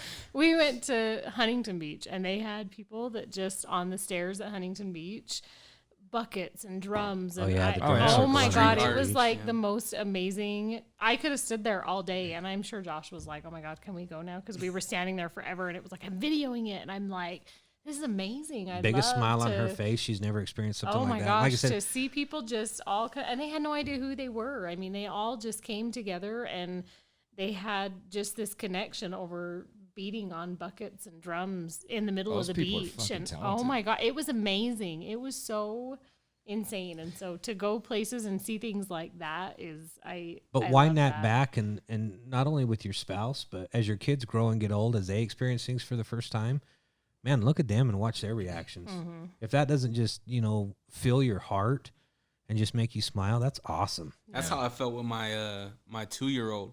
This is like his first Christmas, right? Like 1-year-old, they're learning how to walk, right? But now my 2-year-old, he knows what's going on. Right. And when I turned on the lights in the house, right, the first plug-in of the tree, that's the feeling I got. Yeah. I was watching him watch this thing that was so amazing. Yeah. Because you've seen a Christmas tree light up how many times, Dre? Yeah, at least 31 times. But how many times have you seen a Christmas? Exactly. But how many times have you seen a Christmas tree light up in your 2-year-old's eyes? Yeah, And to watch his reaction. And it's going to be different next year and the year after that. yeah. I mean, those are the kind of things that you want to remember and take with you in life. That's my zen. You know what I mean? That I found that 5 years ago. 5 years ago. Yeah. And it's my zen. You know what I mean? It keeps me grounded. You talk about my mental health. That keeps my mental health grounded. And whenever I'm having a bad day, I may still need that solidarity, but I go back to those things and watching those things. And man, all of my kids, just to see their experiences for the first time. And we took them all 6 of them to Disneyland 2 years ago. Holy shit, that's We a lot drove. of alcohol. We drove We packed them all. We rented from here a big old to Southern expedition, California. and we put them all in the car, and That's we cool. drove and stayed for a week and did Disneyland, and On a cop salary? Yeah. yeah, Yeah. Budgets it up, man. Yeah. You got to figure it out. You got a plan. That's why it was one time 2 years ago, Dre. You got a plan for this shit. That's why just know me what I and mean? her go on vacation. Yeah. Yeah, exactly. But just to see, some of our kids had been to Disneyland before and others hadn't, but to see their faces when they walked in, it was just cool. and even know? just as simple as we took them all to the beach, and I've got pictures of our kids running into the water and splashing their feet, and it was freezing, but they were out there and they were running into the water, and we've got pictures of all of them on the beach, and it was just to experience that with them and for them to experience that with each other and with us, and to kind of have that. I mean, it was amazing, and it just fills you to do things like that, and to I think it's important to do that. It's very important for me and Josh to get away by ourselves, but it's also very important to have these experiences with our kids, because they're not going to be little forever. They're going to grow up and they're going to have their own lives and their own kids and do their own things, and we're not going to see them as much and be able to do these things with them. So, And even the That's- bad, you take the bad that goes with those things. Was it the first day that we were there or the second day? It was the second day because we went to California Adventure. Man, it never rains in Southern California. It was like we were in like the Midwest. It poured. it was raining Poured. buckets. We were sopping wet, and We my had to stand in whole- line for the damn shuttle to come pick us up, take us to our car. It seemed like we were standing in line for 45 minutes just getting rained on. I know, and then I was so pissed because we got on the shuttle, and I went, "Oh my God, we never took a picture at Disneyland." So the only picture we have of all of us from Disneyland is like a selfie in the shuttle of like all Soaking of ass us wet. sopping Yeah, wet. we're like drowned rats, I'll but bet you we'll never forget those it. kids will revere that for the rest of their life. Absolutely. They will. Those experiences are priceless. Absolutely. It The was so shit cool. you don't Yeah. expect, right? So cool. Yeah, it was so That's fun. cool. I feel horrible about the travel thing, going back to your travel thing, because I'm on the opposite side of that. I've traveled so much in my line of work. I despise it. It's so horrible for my family because they love it. Yeah. And I absolutely, with all of my heart, almost despise it to where I hate it. I shake to think about it. I don't know. And everybody that likes it, I want to be here because I've never been here. So Yeah. Right. when I'm here, I'm so happy, and they want to leave and go, and I've just done so much of that. It's hard to do that. It sucks because it is cool. It's cool to Yeah. watch and see, and I've selfishly, I don't like it at all anymore because I've done so much of it, and it was all I remember from leaving here was sad and scared and traveling and dragging that big goddamn trailer and having all these problems. It was lots of really not negative, but a lot of really bad shit happened. And there, and it's, man, so I it's cool that people still that like it. I really, really, really don't like it. I just love to be home so much. Yeah. So it's cool to listen to the different sides of everything. Yeah. But so I know my old lady's probably ready to leave and find somebody that wants to travel because I hate it. Going to Idaho to run and I don't like it, man. It's hard, especially when you do things all the time, but Yeah. That's cool. That's it's cool. fun. We have a lot of fun together. Yeah, we do. What else we got? I think I'm good. I don't think I have any other questions. You always got questions. I do. But, well, I guess what I would ask is life after being an officer. What do you have planned? Nothing right now. You gonna open your own PI? Are you done? No, I don't. I have told her when I get out of law enforcement, I don't want to do anything that's even remotely related to law enforcement. You gonna take up IT? No, I don't know that I want to do IT. McDonald's, Walmart, maybe. I don't know. Just something else, something to allow me to do what I want to do with her and the family, and just be me. I just want to be that normal person. You know what I mean? What's your passion other than your family, other than your wife? Oh man, I like the outdoors. I like to travel. I like being out in the outdoors. Anything outside. It was huge for our era of people. It was. Were you there when Junior smacked the moose? Nope. No. He wasn't there for the moose. I wasn't That was there me and for my the brothers. moose. Yeah. Brother. Just to experience it. My passion is just to experience everything that life has to offer before I'm not here. You know what I mean? Sounds like you got to travel. I need to travel. I want to see things. I don't want to see things on a damn computer screen. I want to see them with my own eyes. I want to be able to take that with me wherever you go. You know what I mean? When this ride is over. So that's my passion. What about you? I don't know. No I family, think no husband. What's your passion? cooking. I love to cook. I think we could should have a all day. cook-off episode between you and Erica. Oh my God, Erica think we would need kill to. me. And we're the judges? I am not as good as her, and I would never claim to We'll be. be the winners, fellas. Yeah. How about, We'll judge we'll it. decide. Yeah. So just try it. Yeah. Taste, presentation. I mean, No, do it again. Do it again. Exactly. Do it again. It's a draw. Feel me? You Do feel it me? again. I didn't get that. Do it again. No. Cook off. Yeah, There it is. Yeah. You know what I'm you guys down. should do? You guys should go to, here's my creative mind. Go to those countries. Go to Germany. And then you cook a German dish. Yeah. Yeah. I would love to do that. That would be dope. I would. That would be amazing. I would love to. I really want to go to Ireland. I want to go check out the Jameson. Yeah. Oh, I'd Spot love to go to distillery. Ireland. Yeah. Love that. Places, it'd be cool. I ain't been there. That's no out of country for this cat. Canada. That's out of the country. Yeah, never been out of the country. I stuck a leg over the border in Mexico once, but Been there. yeah, I was Been to young. Tijuana. Oh god damn. I just I want didn't a even make it that far. tequila, a Corona, and some tacos and the beach, and I'll be happy. Yes. Yeah. Sign me up for that. You know what my idea of beautiful heaven is? Right here. Is that so weird, dude? No. It's really strange, man. We're all so different. I love that. No, but you've been gone for so long, so I don't. It's That so, doesn't surprise me at all. It's weird, yeah. They love to travel. The wife and kids love it, and I truly, truly don't. I love to be here. So many years of not being around. Yeah. I think people build their own heaven, right? Like for me, this is heaven, right? So I have my own studio at home. I can do my own stuff, right? It might be a cook. You might get your KitchenAid that you absolutely love, or the knife set that you absolutely love, and that's kind of their heaven. Yep. So I think that in some way, shape, or form, I think we make where we're comfortable, right, where we're most vulnerable, like our heaven. When I think if you are, it's not what you want, it's wanting what you have kind of idea. That's everything. If you don't need to have anything else, to just everything you have is so cool, and that is your heaven. I think that's everything, man. That's cool. Life is what we make of it, man. It's real. Going and seeing and adventuring is so cool, and it's so nice to be right where I am, grounded in love. I just feel, I don't know.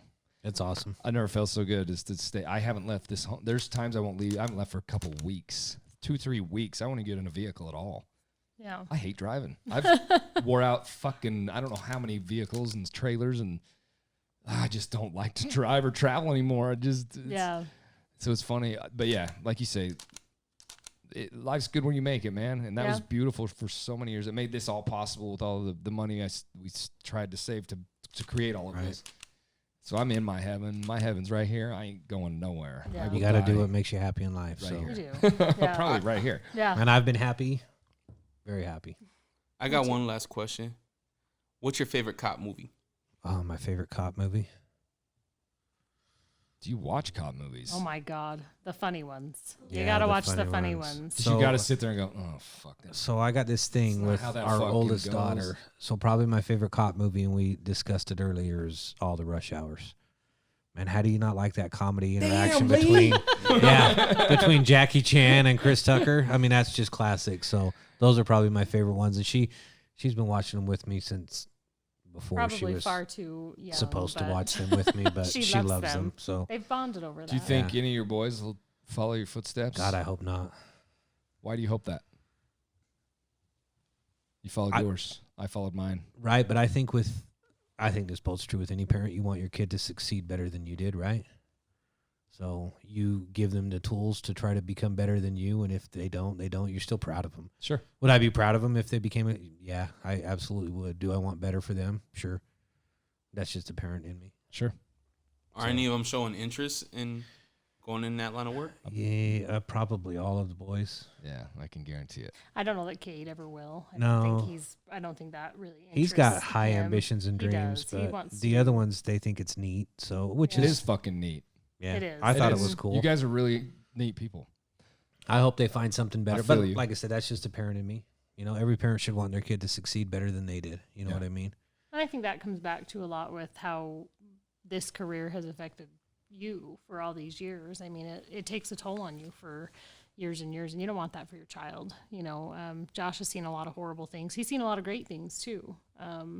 And the great doesn't quite outweigh the horrible. And I think you don't want your kids to experience that. You don't want your kids to have to see that. You don't want them to have to go through those experiences and have that affect them for the rest of their lives. You know, I think for a lot of cops, that's probably a lot of why they don't want their kids to go into that line of work. As a mom, you don't want your kids to go into that line of work because it's terrifying. Mama, don't let your babies grow up Yeah. to be cops. Yeah. Right.